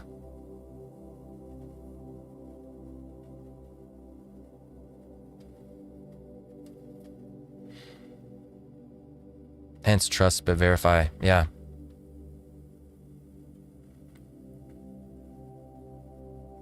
Can't, no alliance, can't. The enemy of my enemy isn't inherently my friend. Well, yeah. Yeah, it's tough.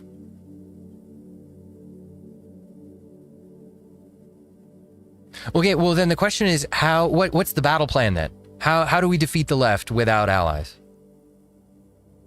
Yeah, feminism is the political arm of the occult. Oh, well, I agree with that, yes. 100%. How do we defeat that occult without gathering up any allies? Maybe you do have to view like a tradcon as, we're going to continue the clip. Yeah, in a second here. We're just having a bit of an argument. Maybe we have to treat the tradcons like converts in a way. They have to be like reconverted back to actual biblical Christianity. And yeah, there's a process there of like, yeah, with a Paul, who was the worst enemy of the church. He was a persecutor of the church. Maybe that's a good example that we need to look to and remind ourselves of. He was the worst persecutor of the church. He made Christians suffer. In many ways, he made Christians suffer worse than tradcons are making young men suffer today. Like legitimately, he oversaw stonings. And it was years. It took years before he was approved to go out and preach. So there was not this quick turnaround of just, hey, we immediately trust you. There was a long discipleship and like trust building process that had to happen. Teaching process, like relearning process. But he became one of the most influential and impactful warriors for God's kingdom.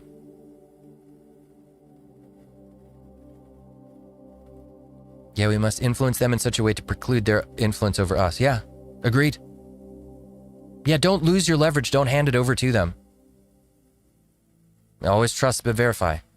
But yeah, I think if the church could forgive Paul for persecuting them and ally with him, then I think we can forgive tradcons if they show genuine repentance over time. And we can link arms with them and do some fighting. That's not, I guarantee you, it will not be all tradcons, by the way. They're not monolith. They don't all agree with each other. But any who do sort of repent and reconvert back into the fold, they should be allowed a path and a process and a place where they can fight alongside. Like many of us have been red-pilled, feminists and white knights need their own red pill experience, but we ultimately need each other to succeed. Yeah. It's a pretty good nutshell way to look at it.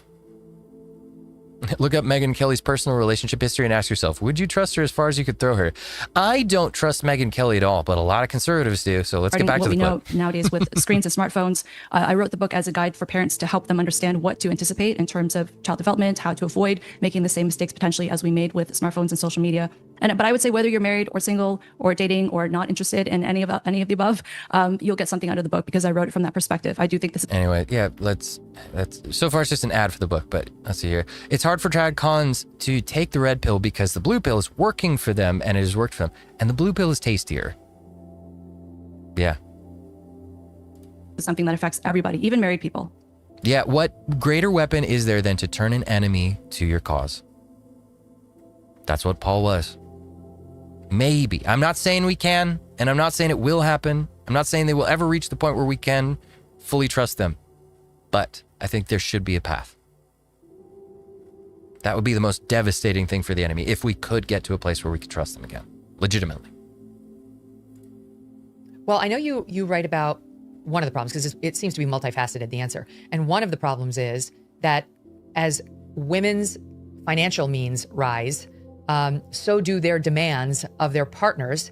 And unfortunately, that's happening at the same time that we are dumping on men, not allowing them into college, not allowing them into the workforce because they're men and we no longer favor them. And God forbid they're a white man, or for that matter, an Asian man. They're not going to get into a good college. Like all these societal factors are conspiring to keep them down Megyn and Kelly's prop up the double-minded. women. But Seems as the like women it, get yeah. propped up socioeconomically, they want someone who's at least equal, and they would actually prefer higher status to them, and yet our societies are not allowing that. Yeah. Right, so she's now very pointedly sharing a common red pill talking point.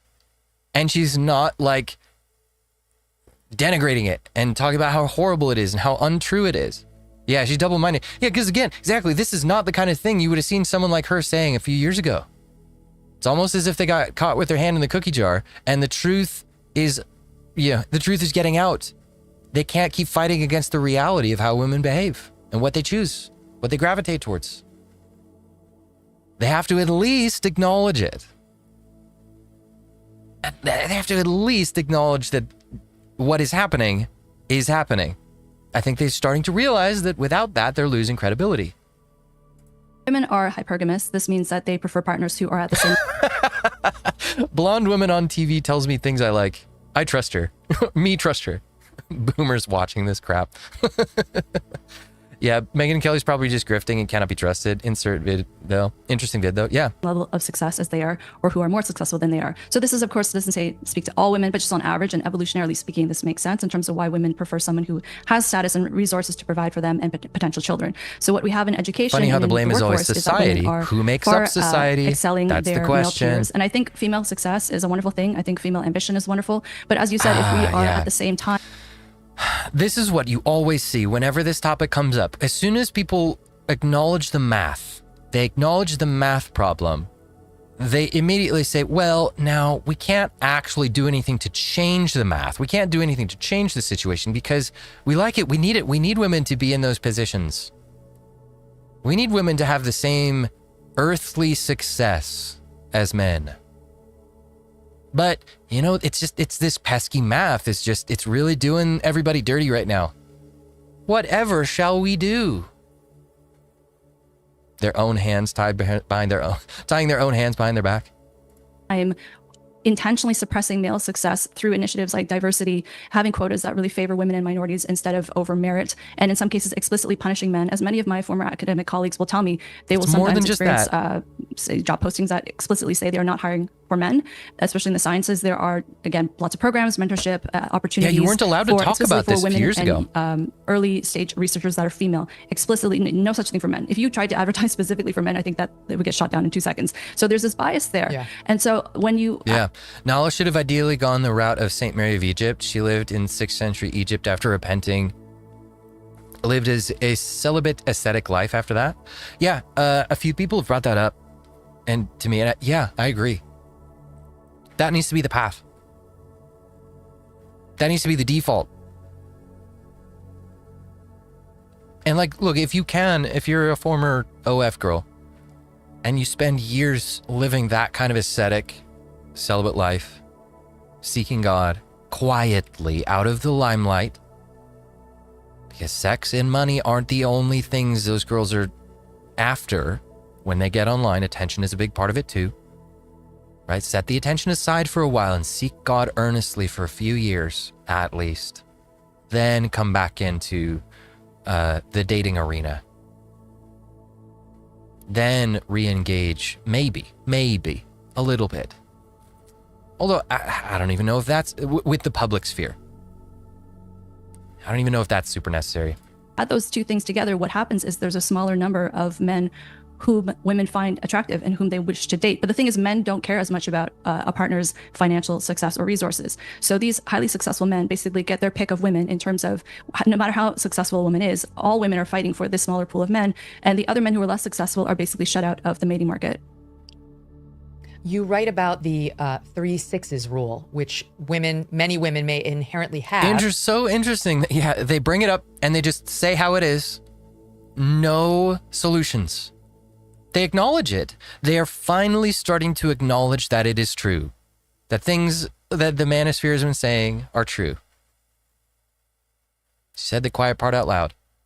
And she, Dr. So says it. She said the quiet part out loud. And Megyn didn't shut her down. She actually kind of affirms it and agrees with it. This would not have happened 3 years ago, let alone 5.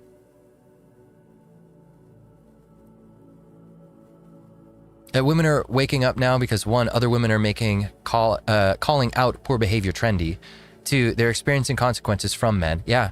Well, that was another thing that my wife said was to pass on to you guys is she's noticing, especially like if you go on TikTok right now, there are a lot of trends of women calling other women out for their behavior. It's becoming incredibly popular.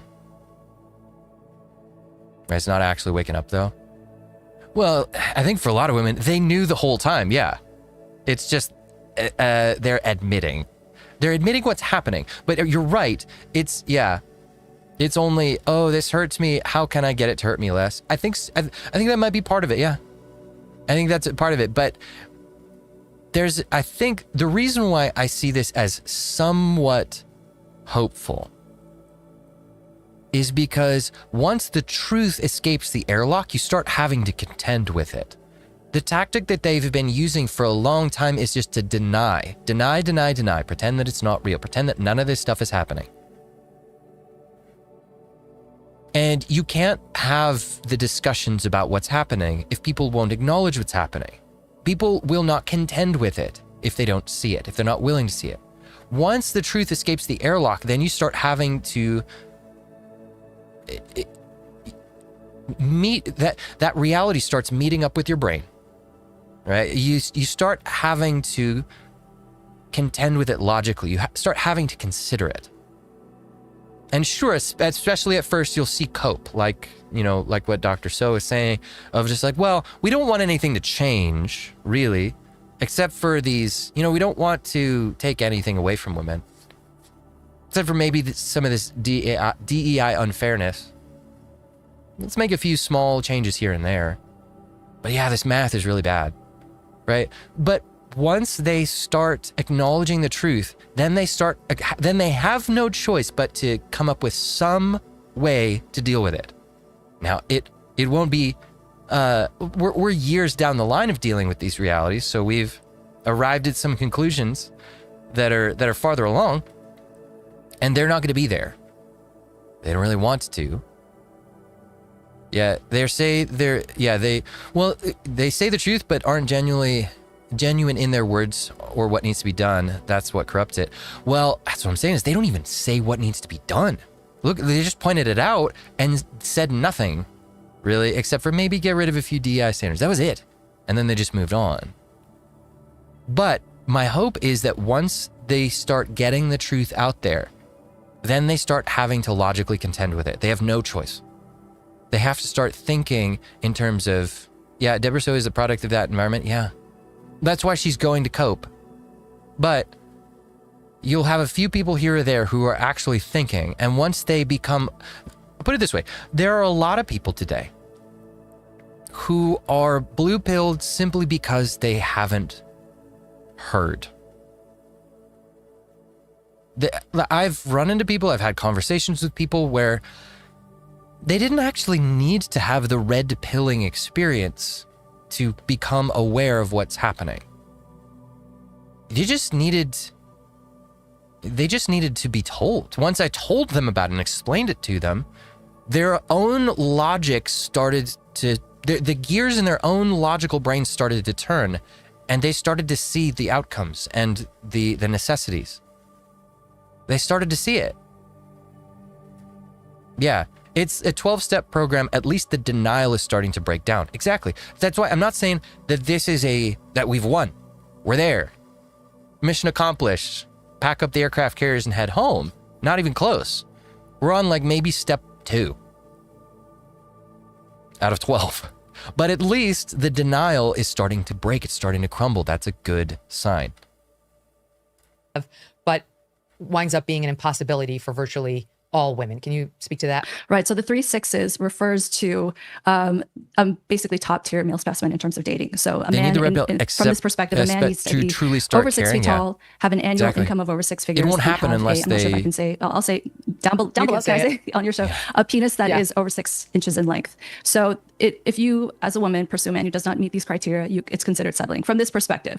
So I think it's a little bit ridiculous because from it's not just a research perspective, and I think if you talk to anyone who's married, it's what's those happening. Factors. I mean, there's some truth to say the annual income being yeah, true. Many ate blue pills because of ignorance. Yeah, that probably isn't the majority, but they're out there. And once you start to get a few of those people who they just need to hear it, well, that starts to sway culture, because then those people start having conversations with others. Yeah.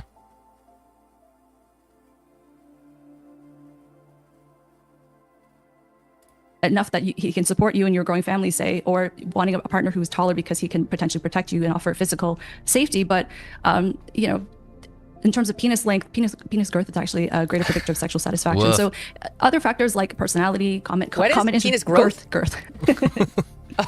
We're having a tutorial Strange, today on penises yeah. on the Megan Kelly Show. Strange that they're having this conversation I think women should be allowed to on want air, what they want, but at yeah. the same time, this is, as I talk in Sextinction about the role of social media and just how ridiculous it's become in terms of telling both sexes that they should aspire to attract the highest status partners possible. They have to check all these additional boxes. And I mean, this potential partner, not only do you have to find them, but you also have to get along. Hopefully they're nice to you. Hopefully they treat you well. And things like agreeableness, that's so much more important. Chemistry, so much more important in terms of a long-term relationship. Sense of humor. Yeah, exactly. Totally. Yes. You know, you write in the book, this is actually good. Only 14.5% of men in America are over 6 feet tall. I didn't know that. Only 14.5% of men in America are over 6 feet tall. In the six-figure... Only 17% make over $100,000 annually. And then you write, considering that the average penis length is about 5 inches, an even smaller percentage of men will meet all 3 sixes. So women who, whether they're consciously requiring this or 666 is the unconsciously, sign of who? Subconsciously requiring this, you got to check yourself on these ladies, because you are limiting the pool of potential mates down to the single digits at a time when the men are tough to find to begin with. So cast a wider net, open your heart, open your mind. And that's not a good enough solution. But see, that's what this does. Once the truth gets out there, where does it naturally lead? It leads to, hey, ladies, you need to make a change. Now, she doesn't go very deep into what that change would actually need to be, and her little flippant, hey, just open your hearts, that won't actually affect change. But this is an example of what I mean. Once the truth gets out there, people must contend with it. And it becomes logically obvious where the roots of the situation are. And they must address it. Again, she didn't go very far. She didn't do anything that will actually have an effect, but she did it. She said, ladies, you need to lower your standards. That's what will happen. Once the truth breaks containment, people start having to contend with it. That's when you start to see progress. It will be inches at a time to start with. Like, again, this is not much, but it's so much better than it was a few years ago.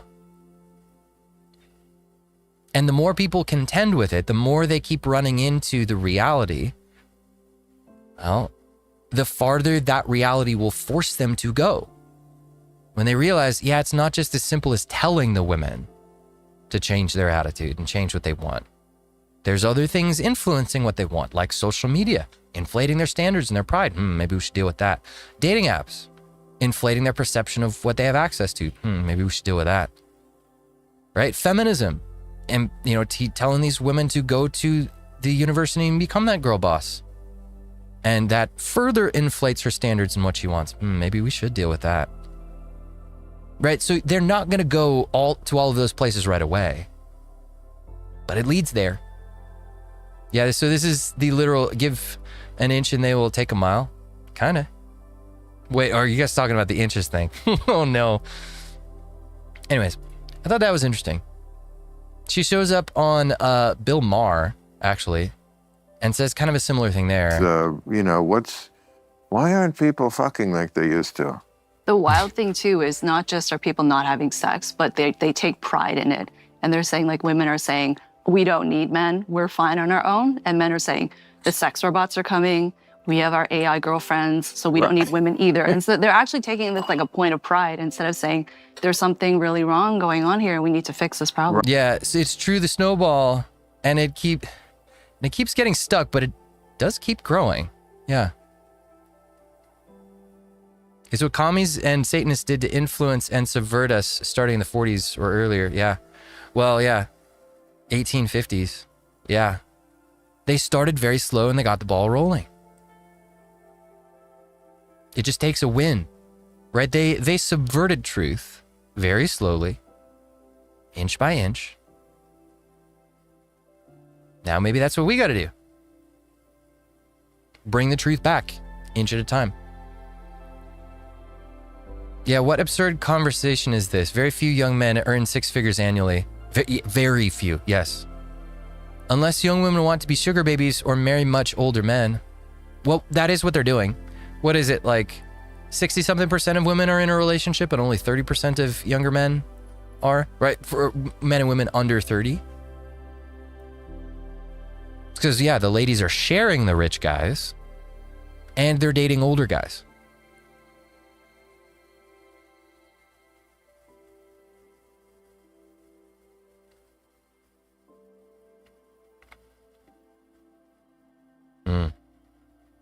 Yeah, 100K is the new 50K. Yeah, no joke. No friggin' joke, dude.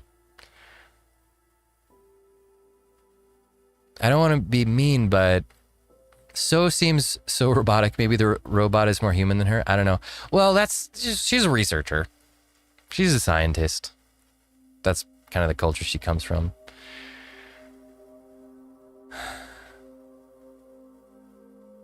Try watching this unfold for 30 years. This is a massive change since I got involved in the early 90s. We are closer to real change than I ever hoped.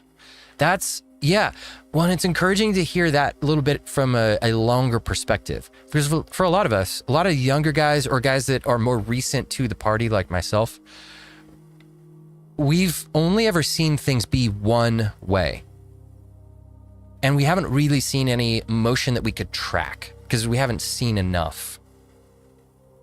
But I guess if you've been around a long time, yeah, and you're noticing people say stuff that they would not have said 10 years ago. They definitely would not have said this 30 years ago. Right? Bill Maher would not have had Dr. So on talking about this topic at all, probably.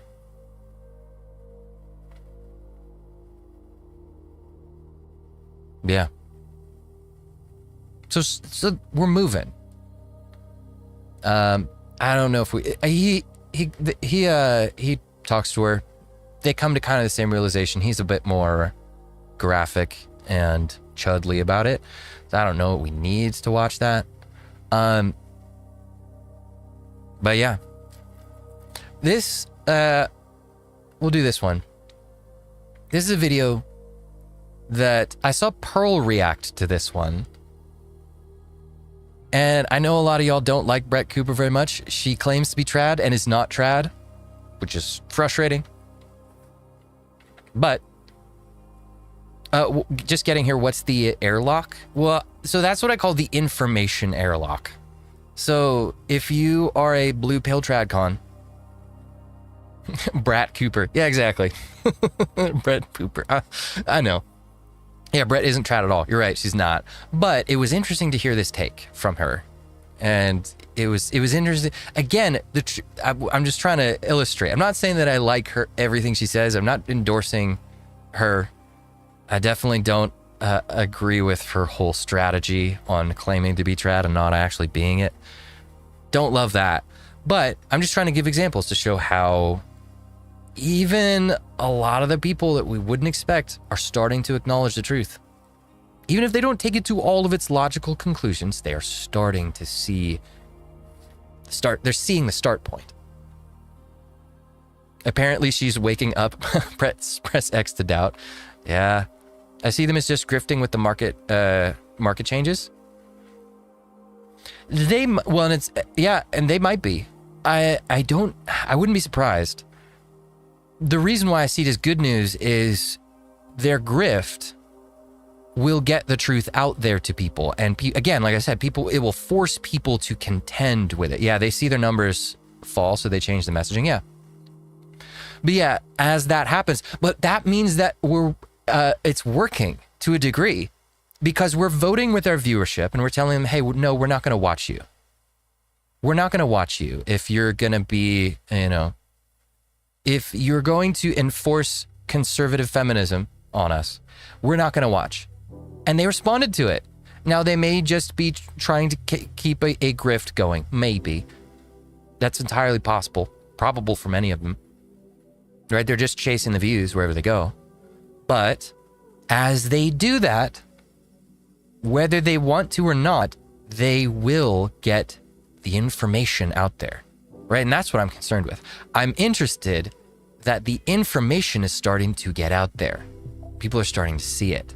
Because again, once that happens, sure, these people might not change their minds because they have a lot invested in their way. But the rank and file who watch them, maybe not as ego invested, they might start contending with it. They might start taking that information to its logical conclusions more often. It's a start. Put on earplugs for Brett Cooper. Yeah, her voice is shrill. It's not my favorite. I wish there was something I could do to, soften it a little bit. Yes, it is working, but the key takeaway is the deceit. If someone tells this truth 60% but lies 40%, people still get fed lies. Yeah. Yeah. Yeah.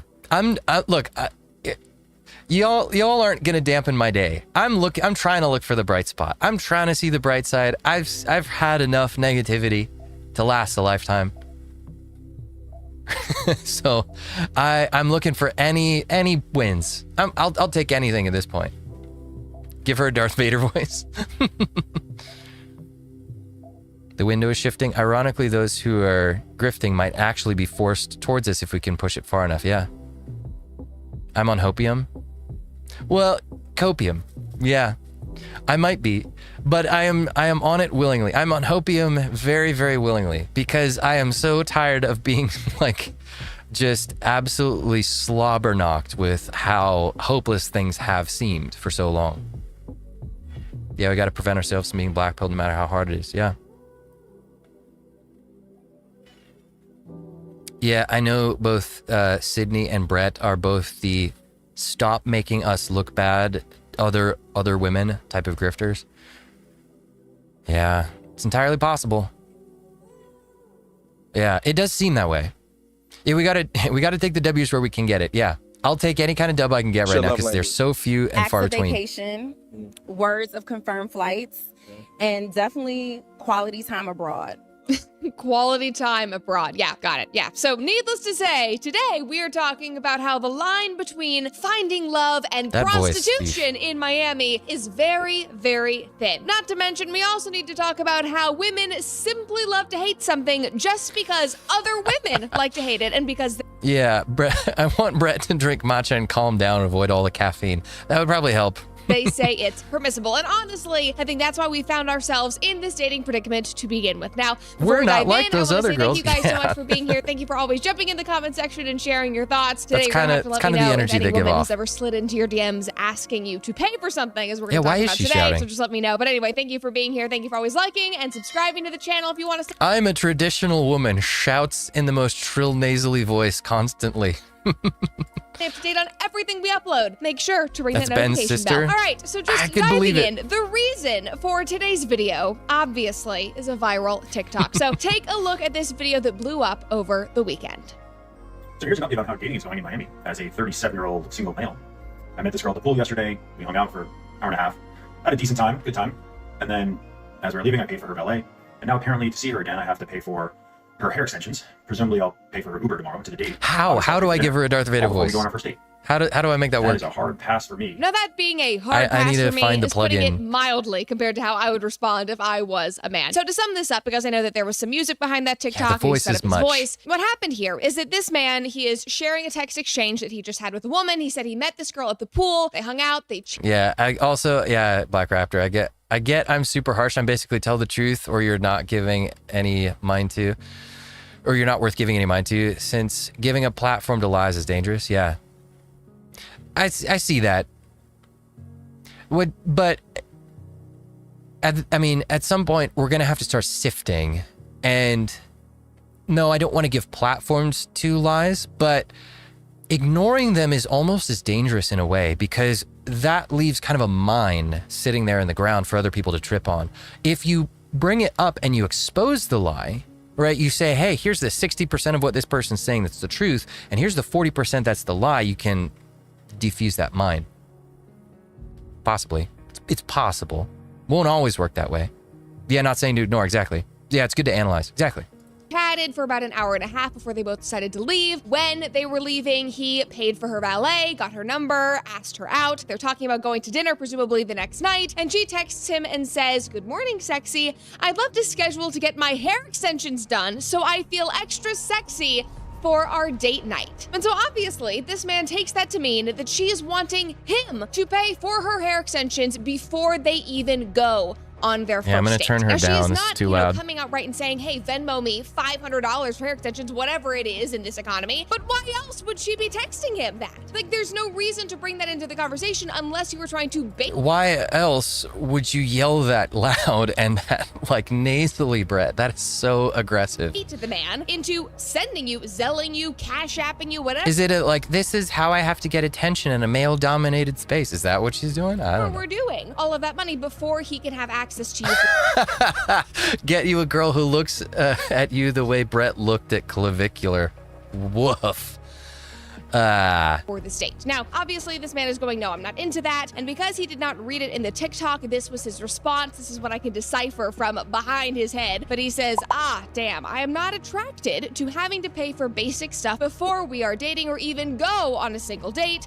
That is what fat and ugly guys have to do, not my thing." Which honestly is a banger. She's pretending to be an extra animated shoe-on head. Yeah, at least shoe-on head is listenable. at least her voice isn't like the most off-putting thing in the world. I don't really get why oh, and I guess, did we see this, guys? Asman has a girlfriend, I guess. The internet is losing its mind over it. A lot of people, I saw people commenting on a post about it where just like, "Oh, it's giving like she's giving I was captured energy kind of thing. I'm here against my will kind of energy." I don't know. Yeah, it's performative femininity. Yeah. Well, I don't even know if it's that feminine. It's so harsh and aggressive. It almost comes across masculine. Yeah, pause moment. I don't know, guys. I have a divine gift for pause. This is like, I have not been gifted with infinite talent by our Lord. I do not have every skill. But one thing that God has gifted me with, far and above everything else, is pause game. Do with that information whatever you will. Yeah, thanks for giving us a moment to breathe. Yeah, she just keeps going and going and going and doesn't stop. And I don't know that I need her whole opinion about this whole thing. This just goes on for a while, I guess. She knows how to have pause frames. Well, yeah. EFAP, every frame of pause. Yeah. But yeah, what are the comments saying here? Those women are going to be the same ones in 10 years saying men are terrible for objectifying women. What kind of Kool-Aid are these people drinking? Kool-Aid soaked pineapples? What? I don't understand. It's just nice of them to instantly wave those massive red flags. Those guys dodged a bullet. Never have women demanded so much and offered so little. As a woman, never in my life would I expect or even accept a man doing this that wasn't my husband. Yeah.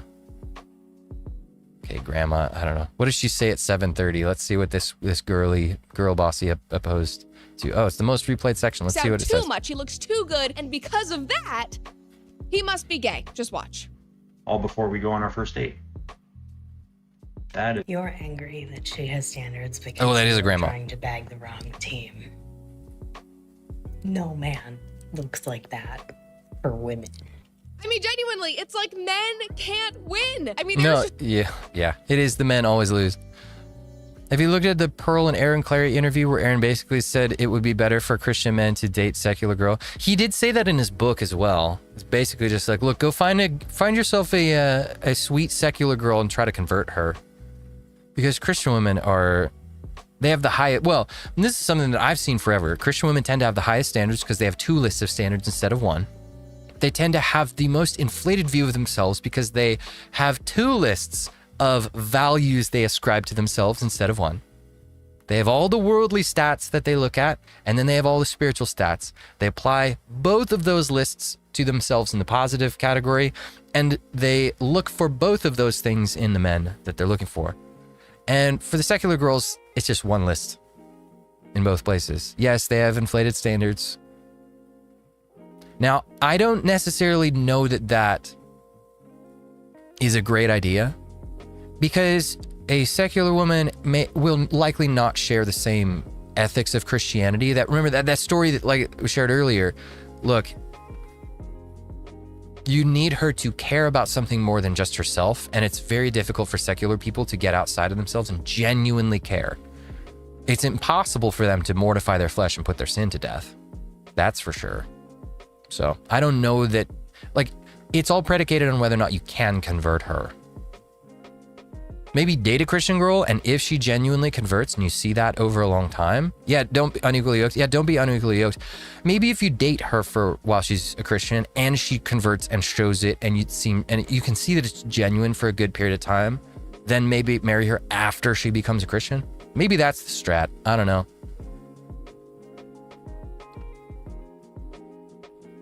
Yeah, when everything hits the fan around 2030, who will protect these women when chaos is outside? Yeah. It's likely gonna be 2030-ish. Yeah, ask God. Ask God who he wants you to marry, right? Yeah, that's what they're all. That's what they think they're judging men based on that. Like, oh, I'm just going by what feelings the Holy Spirit has given me. It's not the Holy Spirit. Yeah, I don't think Christian women are immune to this. They're not immune to anything at all. Yeah. 2030 is when John Wick's car will be fixed. Yeah. Yeah. Oh, guys, I don't know how much more of this. I don't know how much more of Brett I can take. Jake is Snake. It's good to see you, man. It's amazing how many Christian couple advice is basically do as I say, not as I did. But what you did worked and what you said isn't. Yeah. Yep. Exactly. Yeah, it doesn't work. I'm glad it worked for you. Hey, great. But it's not working for us. Her stuff is unwatchable. Yeah. I can't take any more of this. I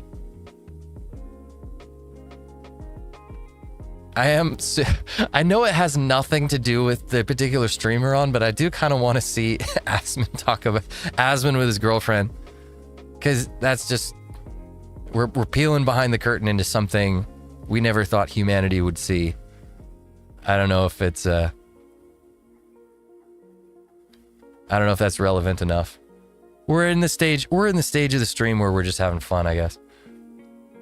I probably should do more stuff with other people and not just do my own stream, because like whenever I do anything with anybody, there are like 1,000 clips of it, man. There really are. Like, people go fucking crazy over it. So anyway, let me show you guys some of these, okay? And it's really noticing, it's really annoying the haters. I have no idea. And so let me look and see, where did it go? Yeah. It's laggy as always, so I'll give it a second. You say this being all rich the and time. famous gets you attractive girlfriend. To be fair, we actually did do something. More news at 11. This video here, look at this picture. A rare early photo of John Lennon and Yoko Ono's first flat together in Marylebone, London, 1960. Colorized. Like, that's crazy, guys. That's actually crazy. Really? Like, y'all actually have to add this shit in there. Normally, it's baffled. You left your room. Well, the thing is, I didn't, okay? So you can just relax. And he mentioned his girlfriend over the years? I don't know. I've only ever seen him say that he doesn't have a girlfriend or that he'd rather be single or that kind of thing. So I don't know.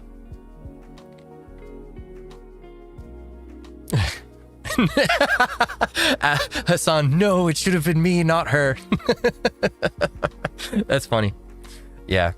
I feel like we're witnessing something that shouldn't be witnessed by seeing Asmund with his girlfriend. I don't know. He's like the Chud commander-in-chief. Might be his girlfriend. I don't know. That was the rumor that I heard.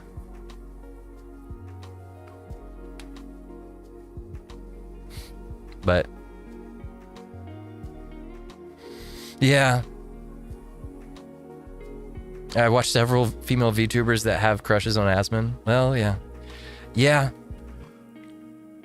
Yeah, Asmon is like... He is where every guy that's, you know, kind of chudded out wishes they could get to. Without... It's just like, I just want to be up in the attic streaming, wearing the same t-shirt every day, cooking the same steak every day, maybe go to McDonald's. That's just my life. And then still have a attractive girlfriend. So is she the Roach Queen? Exactly. Yeah, she is. Yeah. I guess even the Roach King is still a king. Yeah, I think that's where a lot of guys wish they could get to. I feel like guys could do better in terms of role models. Just saying. Simple life is a good life. Yeah. But hey, that part of it, I'm all for. He's still a simp, sadly, when it comes to women. It's one of his blind spots. I agree. He still is pro women's empowerment. And he'll still do things like he'd be like, yeah, sure, I'll use people's pronouns.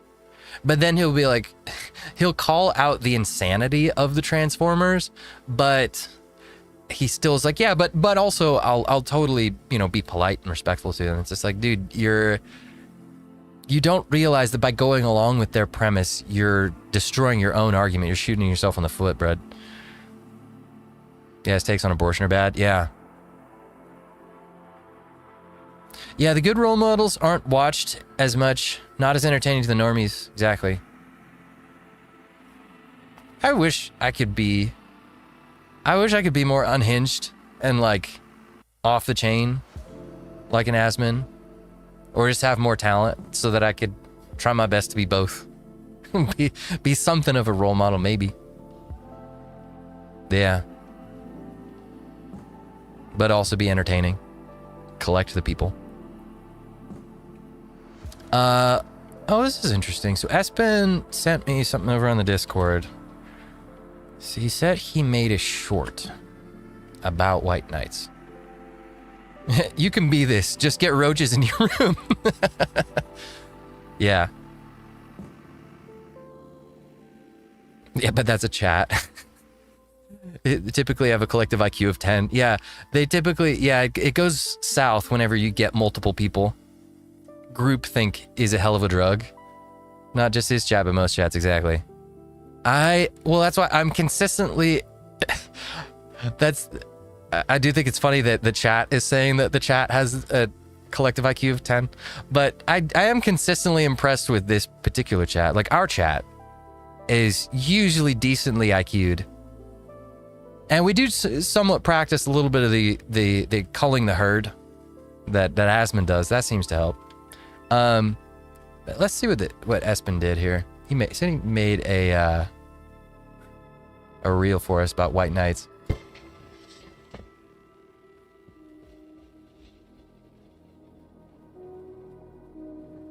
Did you know? Yes.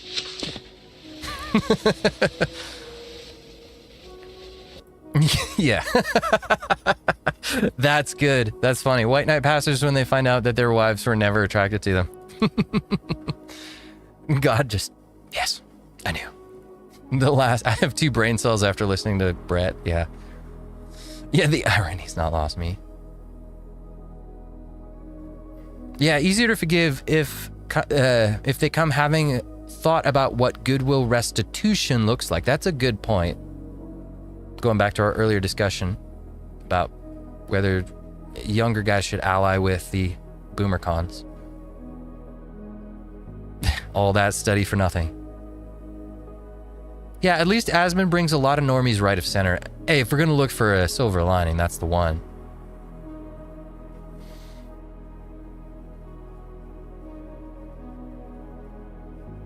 Yeah. That's a good one, Espen. Let's see here. Got a couple of people messaging in on the Discord.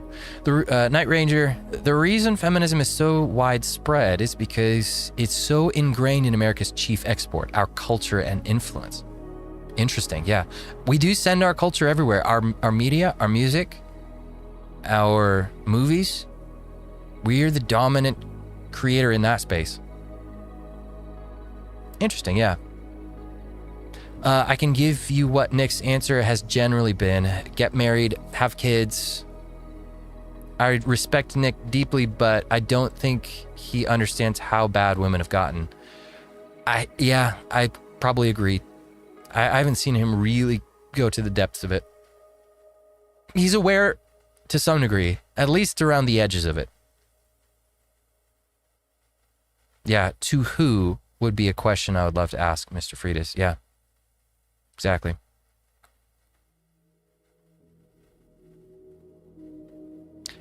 Gabe Sweetman, I just caught up to the part of the live stream where Matt says he'd love to see IRL meetups between Discord members. Literally the thing I've been waiting to hear. Please, please, please establish a channel to facilitate this. Although I would recommend once groups have been established IRL, they should either create a dedicated server or switch to Signal for further private communications. Occasionally refresh the channel to clear private info, etc. Yeah, good ideas. Perhaps a liaison on a per region basis as they pop up. Man, that's what you guys are speaking music to my ears. That's what I would love to see. Yeah. Yeah, get married to whomst, Nick.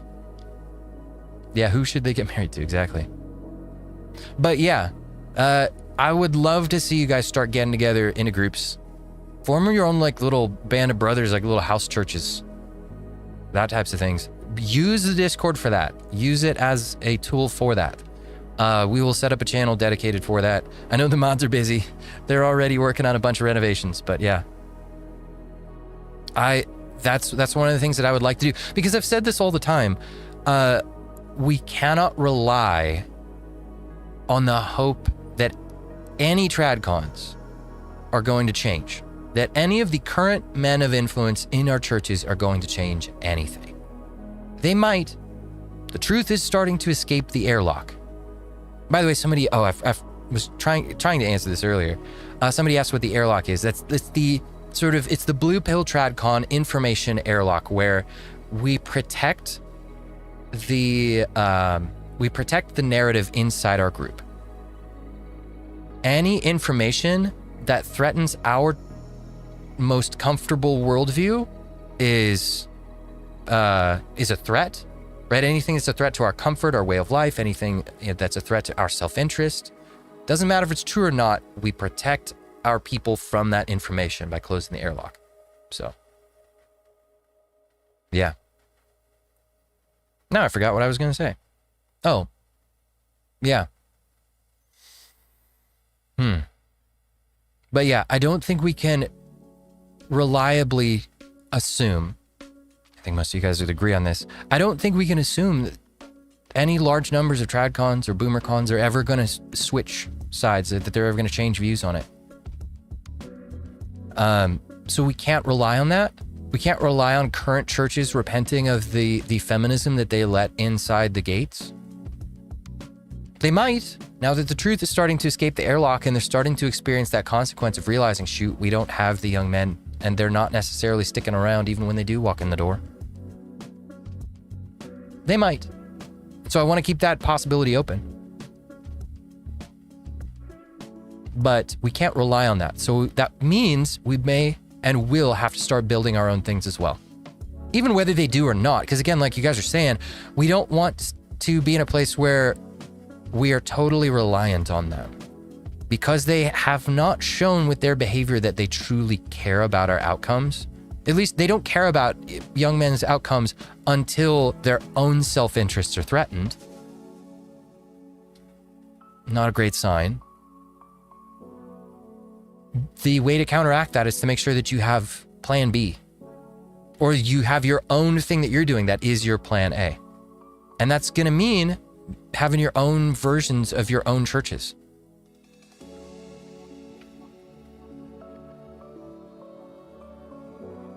Yeah, I don't trust many success object style leaders like Nick or today's clergy. Humility, awareness of one's own sin is where Christianity is found. Yeah, I agree. Yeah, you got to find it. Yeah, you got to find it in your Savior alone, in humility. Yeah, not in the achievements or the wins or the stuff that you get. That's not what makes Christianity Christian. Thing of it is, it's only the context of this hurts us, not the, oh, we have destroyed men. Yeah, we need to build our own. Yeah, exactly. But that's what I would love to see everybody here do. Head to the Discord and use that as your tool to build it. Somebody commented on the last live stream that if I was a pastor at their church, they would go there. That's not the first time that I've heard that. Some people even call me Pastor Matt, and I'm not actually a pastor. And hey, if that's the path that I need to go, that I need to, plant a thing, like, hey, hit me up. Get on Discord. Make noise about it. Because the only thing that's stopping me right now really is seeing that there's that there's enough guys who are interested and invested in it that we could create something, right? Guys who are invested enough that they could support it, right? Because what I can do is I can build a structure for you guys to meet each other. I can build a leadership structure for you guys to appeal to, and gather resources for you guys. But I would need to see that there's a large enough number of men who are willing to actually get together in real life, host each other in meetings, do church together in IRL, to make that worth it. Yeah. And I would need to see guys I can't do that being broke and poor and having a full-time job on the side, right? We need support for it as well. So I would love to build that for you guys, but yeah, that's something that you guys will have to vote with your presence that you want it.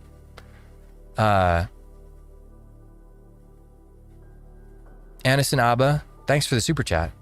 I'm so happy that God is using you to speak for us men because it's getting ridiculous out here. My thanks, good sir. Yeah. Well, thanks for being here with us. Thanks for being a part of the team, part of the mission, part of the group. Yeah, Jesus started with 12. Yeah, it doesn't take much. It just takes enough that it can be self-sustaining. That's what I'm looking for, is can we get enough guys in this to where we can self-sustain it? Yeah. So that's the question. Once it reaches that place where it's self-sustaining and, myself or any of the guys who are going to be in a support role for it or a pastoral role, we need to be able to do it full time, right? So we need that kind of self-sustaining support. But once we get there, yeah, let's build it. Part of the ship, part of the crew. Yeah. But yeah, thanks to Aniston. Thanks for supporting us. Thanks for being here with us. Yeah, I'm glad you guys are here with us. Yeah, we always have fun hanging out. Let's see here. Anything else? I think we're caught up on the Discord. Chief of Sinners, onward. I appreciate it, man. Yes. Let go of the hurt. Onward and upward, yeah. Yeah, let go of the hurt. What I'm sensing, what I'm getting from this conversation is that is going to be the hardest part for a lot of us. Is it's going to be difficult for us to let go of a lot of hurt. And like I say this on the channel all the time, like a lot of people think that I hate women. I don't. Or that I have they think I have animosity and bitterness towards women. No. If I have any animosity or frustration, it's with the in the bubble comfy Christians, the ones that live in the Shire and think that these problems, these things aren't real. That's where my frustration lies. Because it's that information airlock that kept me in a place where I was constantly down and hurt. So if I'm frustrated, it's with those men in particular, the men who perpetuate and protect the information airlock. So I'm glad to see that the airlock door is cracking open. I think that's a positive sign. And none of y'all are going to dampen my spirits on this. I think it's a good thing. It's a start. It's not the whole thing. It's not everything we need, but it's a start. But yeah. The hardest part of us moving forward and making any allies at all is going to be letting go of animosity. Like canceling the debt down to a deep emotional level. I think that'll be healthy for us too. Yeah, I'm drinking the opium right now. That will be healthy for us too, because if we refuse to cancel the debt of bitterness, refuse to cancel the emotional debt of hurt, that allows them to control us emotionally going forward. That's not healthy for us. They get to determine whether or not we are content and emotionally stable, happy even, based on what they do, whether they repent or not, whether they, how they treat us, and all of that. I don't think we should give them that power over our feelings or over our souls. I think forgiveness is going to be tough. That doesn't mean trust. That does not mean immediate trust. I think, as with all, just like with the Apostle Paul, there needs to be a path. It needs to be a difficult path to earn trust back. But yeah, I think that's going to be the most difficult part is for us is letting go of our emotions about it. That's what I'm seeing. I'm seeing that I'm not the only one that has that frustration. You guys are voicing it. And that frustration has nurtured a lot of distrust and unwillingness to collaborate. So yeah, I think that is what is going to be our difficult battle, our most difficult battle. Fun Griff, I think online churches are the new home churches and aren't a bad idea. Yeah, I would even be interested in, look, if you can't find any other guys in your local area, because I do think that IRL is the best. I do think that if that's not an option, there's nobody in your area, I would be happy to host online churches for guys who are isolated from everything else. I would love to be able to do that too. Again, that's predicated on it being self-sufficient. It needs to be self-sustaining. I don't have the bandwidth. I definitely don't have the funds to prop that up. But if we can make that into something that's self-sustaining, we can get men in who can regulate it, support pastors over those types of things, be leadership over it. I would love to build a structure for you guys so that you guys have a place. Wow, we're in lockstep. I have issues with the same people. I criticize those people heavily as I view them as Pharisees with how off the mark they are. Yeah, exactly. Yeah, Dutch. I'm hoping. Well, hopping, I guess. Never doom, yes. Be the salt of the earth. That's our goal. And we're not going to be able to be the salt of the earth if we allow bitterness to rule over us. Yeah, building and doing the own thing is the solid path to do. Yeah. That way, even if nothing happens, we get no traction. And even if you guys are right that, this is just boomer grift and this is just people going where the views are and they don't actually believe any of it. No actual change. Like, even if this is as far as things go, it never gets any better than this. Hey, if we've built our own thing, then we'll be okay. We got each other. We got our own place. We don't need it. Yeah, if we can build our own thing, then we don't need them to change any of their things. We've got our own. Yeah, IRL is the best. Online church is second best. It's better than nothing. Yeah. And having multiple elders, not a single pastor if you're planning a new church. Yeah. Yeah, church elder leadership model. Yeah. Yeah, have guys in either your online cohort or in your house church who function as elders that lead. Yeah.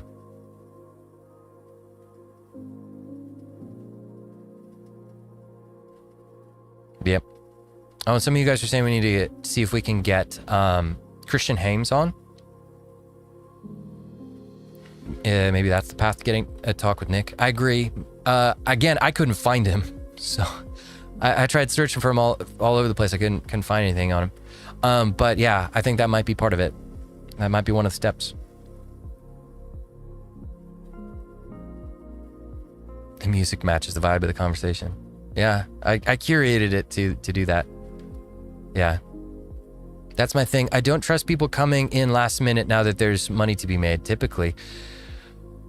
Especially if it's 180 of the old model. It's one thing if people are genuine, it's another, right? If they're only changing for their own benefits, yeah. There's gonna be some sifting that's gonna have to happen. Now it's gonna take time, discernment, difficulty. Because there's gonna be a lot of chaff you're gonna have to sift out. No doubt.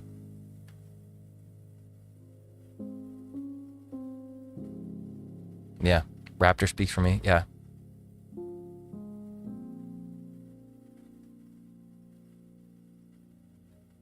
And then if myself and other godly women can help guide the women, if any join, yeah.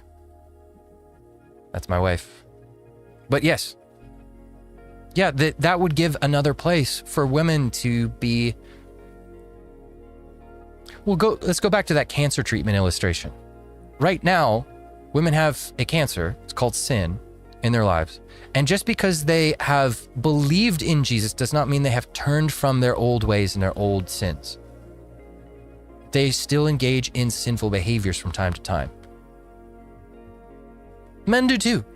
But when men exhibit sins after they get saved, we treat it like it's a cancer. We administer whatever kind of harsh chemotherapy we have to in the form of accountability, rebukes, and discipline. Women have the same cancer that men do. Same sinful behaviors. They need the cancer treatment or they will die from their cancer. Right? Scripture is clear. If you claim to believe and you go on sinning, it will be worse for you than if you had never believed at all. Just claiming to believe, or even intellectually believing, isn't enough. You have to actually change your behavior. Repentance means turning from your old way and turning to God. Women need the same cancer treatment that men do for their sin. And hey, this could be a place where that can happen. Right? Instead of barbarism and brutalism against women out of frustration, which is what we're rapidly headed towards. It's a lot of the frustration young guys have towards women. No, you speak the truth in love. You administer the consequences if needed. You administer discipline. You administer exhortations to be better. You administer that stuff. You administer the chemotherapy. It sucks. It hurts. It's not fun for anybody involved. But that's what you do for their sake. And this could be a place where you could do that. Ray, we need to just more heavy-handed. We need to just more heavy-handed how like men don't. Yeah. We need. Yeah. Yeah, we need it heavy-handedly, how the men do. Yeah, okay. I think I get what you're saying there. Yeah. That's a woman, by the way. So it's not as if there are no women out there who see their need for that cancer treatment. Yeah, we're too soft on women. Yeah. Universal accountability is a must. Yeah. How is it that we have universal suffrage but no universal accountability? Add that one up for me. Make that math make sense. But yeah, hey guys, we can build it. It's open to us to build it. Would you be interested in doing a stream with Jay Dyer?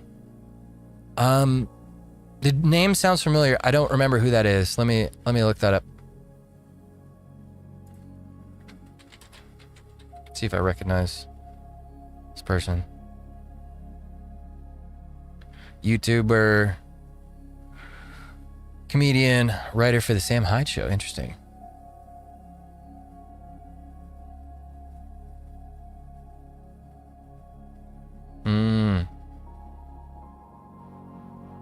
I don't know much about him and where he's at. Yeah, I'd have to see a little bit more of what he's doing. Jay wouldn't even recognize that he's a Christian? Yeah, I don't know. Is he more in like the Aaron Clary vein? Do a stream with Dapper Dev? Who's Dapper Dev? Now I gotta look all these people up. Hold on, so you can see what I'm doing.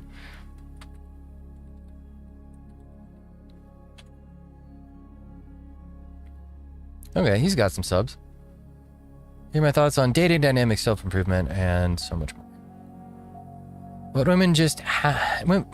just happened at gas station proves women are going to find out they do need a man. This came out just 2 hours ago. This is fresh off the presses. Oh, Dyer is a hardcore Eastern Ortho debate bro. He probably wouldn't like me very much because I'm not an Eastern Ortho debate bro. Eastern Ortho debate bros seem to really kind of have disdain for anyone that's not them. I don't know. That's just that's the sense I get. Dyer's hard, yeah. You need to watch some of Jay's debates as well as his tag videos. I can minister to him. I can fix him, guys. Maybe. Let's see what this Dapper Dev guy hilarious has. as I walk into the gas station. I go inside, I grab my energy drink, I pay for my gas, and as I'm walking back to my truck, I can see whoever is driving this car, they have the hood open. I see a little bit of steam and smoke. It looks like the car's He'll try to out-logic and debate you. But I'm at my own business and I'm pumping my gas, and this They girl don't feel comes alive walking unless they are. around the front of the car. Or they're trying to. She's got jet black hair straight down both sides. I'm an I'm an Eastern Ortho debate bro, and I like you. Hey. Maybe it was too harsh. Maybe I judged too soon. That's on me. And a black framed glasses on, and she's I'll own tatted that. up on both sleeves, right? She walks up kind of nervous and says, "Can you help me? My car's overheating and I don't even know what antifreeze I need." He needs to do better So we're financially. kind of having a good laugh and walking into the store. I'm like, "Yeah, I'll show you. Let's Energy go." drinks from a gas station. I show her what she needs. She says thank you. I walk back out to leave. I'm and Orthodox as I as well. I get love into you. my I guess truck, I misjudged the she comes out Orthos frantically. bros. She goes, I'm "Hold sorry, on, guys. we're not done yet. You're gonna hate me because you Not gotta help all me put this Ortho in. I bros. don't even know where it goes." So now I'm really teasing her, right? Trying to make the best of the situation and trying to help her out, but I'm like teasing her like an older brother. I'm putting the antifreeze in and like making fun of her, and we're kind of having a good laugh. And I can see out of my peripheral, I turn, this homeless dude's walking up from the edge of the parking lot. He's got his right hand on his belt, and he's got like a gym bag over the left shoulder, and he's kind of out in outer space talking to himself. So Man, this is I a heck pay of no a mind, and winding I go story. back to what I'm doing. Well, she's to the left of me, and I can hear her turn, like, "Excuse me, what?" And they're saying something, and I hear like a, "Yeah, no thanks." And then she just frantically screams and grabs my sleeve as she like turns me and gets behind me. I'm like, "What is going on?" I'm spilling this antifreeze and trying to like read the situation. I look up, and this This is guy so who's like much kind of a story. small, disgruntled guy, not much of a physical threat. He's got this little ball-peen hammer that he's pulled out of his bag. And he's like 12 feet away from us. He's not charging us. He's just kind of out in outer space and half talking to her. She's panicking. I'm like, chill out. And I'm telling this guy, like, "Bro, put that away. What are you doing? What's going on?" Okay, good point. Don't mistake online Ortho bros for regular, humble Orthodox Christians. Good point. I have been humbled. I will not make that mistake again. I'm sorry, guys. I misjudged you. And as I'm trying to defuse this situation, the guy from inside the store comes running out. And he must recognize this guy because he's screaming, "You're not supposed to be here. Get the F out of here." And now that guy kind of freaks out, puts the little ball-peen hammer back, and takes off. Now she's like panicked, and we're both laughing, and now I'm really making fun of her. We're having a good laugh as I kind of tease her like an older brother. And I finished putting that in there, and she tries to give me $20. And I'm like, no, keep it. You're going to need it to fix the car, right? Interesting. Jay pretty much condemned Nigerian Christian martyrs, saying that we weren't martyrs. Not a great sign. We both say have a good day, and we go our separate ways. And I thought it was hilarious as I get in my truck, and I'm kind of thinking about this Wonder what his situation, logic for how that was. crazy it was. And I'm looking at that sticker on the trunk lid that says, "Women rule the world." And I couldn't help but wonder if this situation made her think about how silly that outlook on the world that she has is. And I doubt that it did. But it made me think about something. In the last 25 years, we really did something where we started convincing women that men are not only They weren't part a of the one nuisance true church, and a I guess. burden, Yeah. and that they're better off without them. We've also convinced them that they never did any good and they don't do any good now. And I remember personally, when I was coming up, I was probably in my late teens when I personally remember starting to hear this propaganda, right? I saw it on the TV, kind of in the music and the pop culture. Yeah. I remember seeing it when I was in my high school years, early on, starting.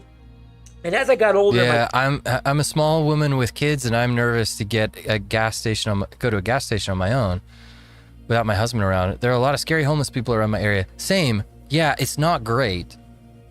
Turns out when you stop holding anybody accountable, doesn't matter what group of people they are, they drift.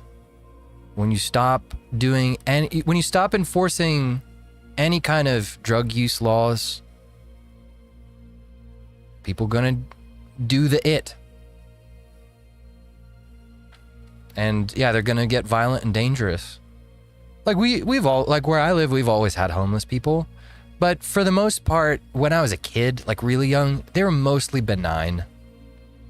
They're just sort of there. They'd ask for money or something every once in a while. But the Fenty hobos are a different breed.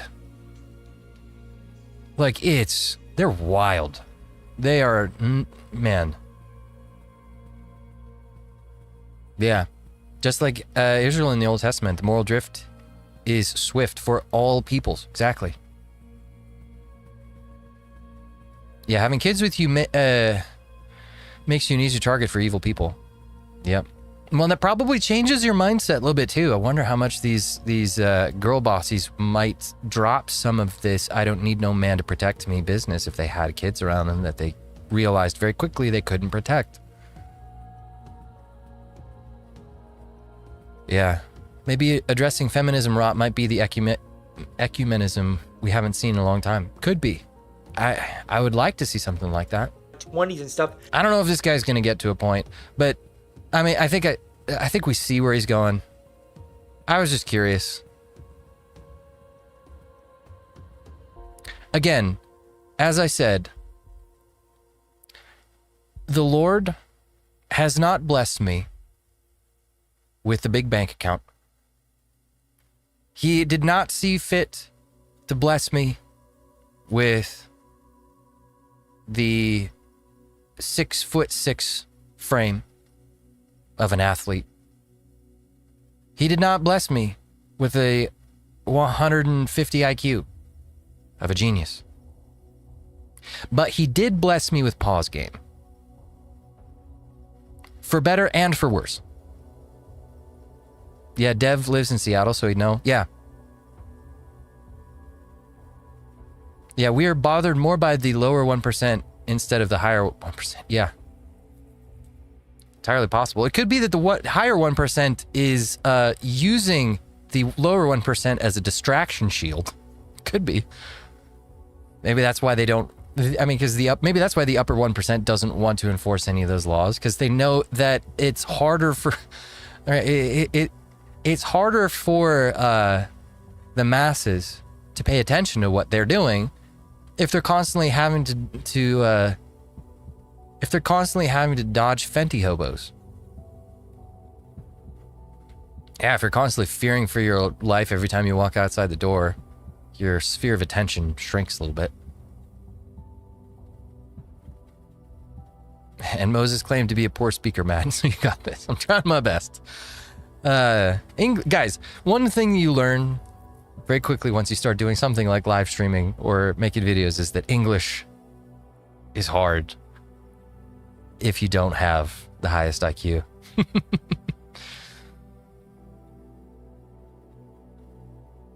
Dev works out with Spiro. Thought that was interesting. Yeah. Yeah, interesting. I was just curious about that. Anyways, all that to say, I think we'll call the live stream here. Because I think we got to the point. He eventually gets to the point. Well, yeah. Maybe I'll circle back and check him out. I wasn't really prepared to invest a whole 15 minutes of my life trying to find out for sure. But yeah, I'm sure. Well, actually, let me know. Let me do this. I'll copy the link if you guys want to check it out later.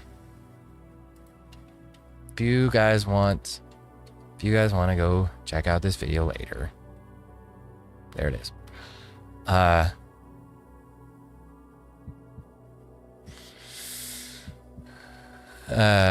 Let's see here. Yeah, anyways, I think we'll call the live stream here. I think we arrived somewhere.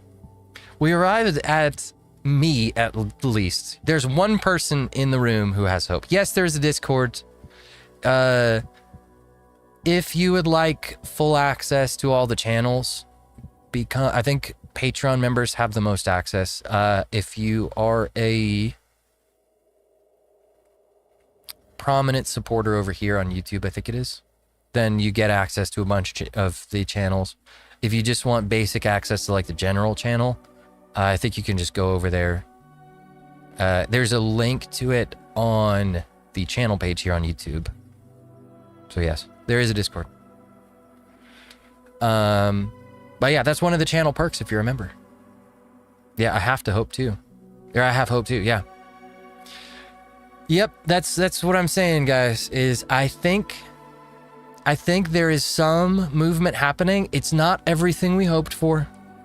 It's not the end of the story. We're maybe on step 2 of the 12-step detox program. But for the first time since I started doing this, 5 years ago, 4 or 5 years ago, we're seeing some kind of movement in a healthy direction. The mainstream media is at least allowing people to tell the truth about what's happening, how women are behaving. Yeah. So that's where I will leave you guys, is to decide for yourselves if you are also hopeful about the situation. Go subscribe to the EP Extra channel. I will drop this one here. It looks like this. I will drop the link again.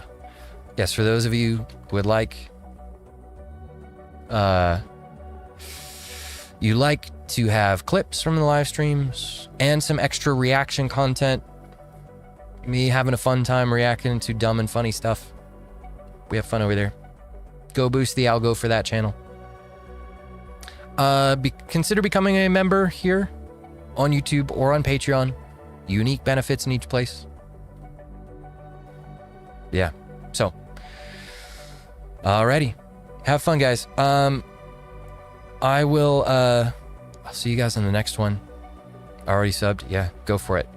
Yeah, we'll keep calling it out. We'll keep bringing attention to the truth and trying to work out what to do with it.